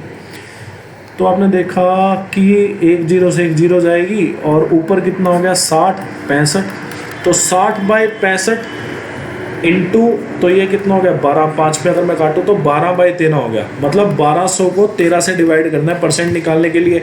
तो आपने जब इसको सॉल्व किया तो आपने देखा कि आपकी वैल्यू जो है वो 92.3% आ गया। तो 92.3 जो है करेक्ट आंसर है। इस वीडियो का लास्ट क्वेश्चन ये रहा। अब ये वीडियो जो है मैं आपको कल अपलोड करने वाला हूँ, क्योंकि ये टाइम जो है यूट्यूब पे बड़ा रश रहता है, तो वीडियो जो है ढंग से अपलोड नहीं हो पाती, 1-1 घंटा लग जाता है। कल जो मैंने सेकंड वीडियो आपको दी थी ना परसों, यानी कि जब आप ये वीडियो देख रहे हो उससे परसों के दिन में बात करूँ तो परसों जब मैंने वीडियो अपलोड की थी तो रात को 9 बजे हुई, और मैं उसको वीडियो को अपलोड करने 7:30 बजे बैठ गया था।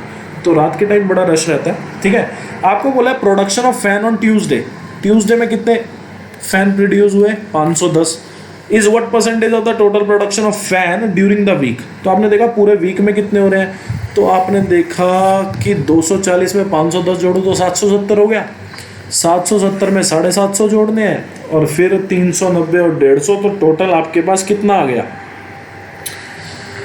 2040 इंटू 100%। आपने देखा 0 से 0 गया, ये 4 पे काट देगा इसको, और ये 25 आ गया। तो ट्यूसडे को जो है टोटल प्रोडक्शन का 25% फैन जो है वो, सॉरी ट्यूसडे को जो है टोटल प्रोडक्शन ऑफ फैंस का 25% प्रोडक्शन है, ठीक है। तो वीडियो में इतना ही। वीडियो अच्छी लगी हो वीडियो को लाइक कर देना, चैनल को सब्सक्राइब कर देना, शेयर कर देना फ्रेंड रिलेटिव में जो भी आपका तैयारी कर रहा हो, कमेंट कर देना, अपने प्रीशियस रिव्यूज फॉलो कर लेना। Thanks for watching this video. आप लोग खुश रहें, तैयारी करते रहें। Thank you.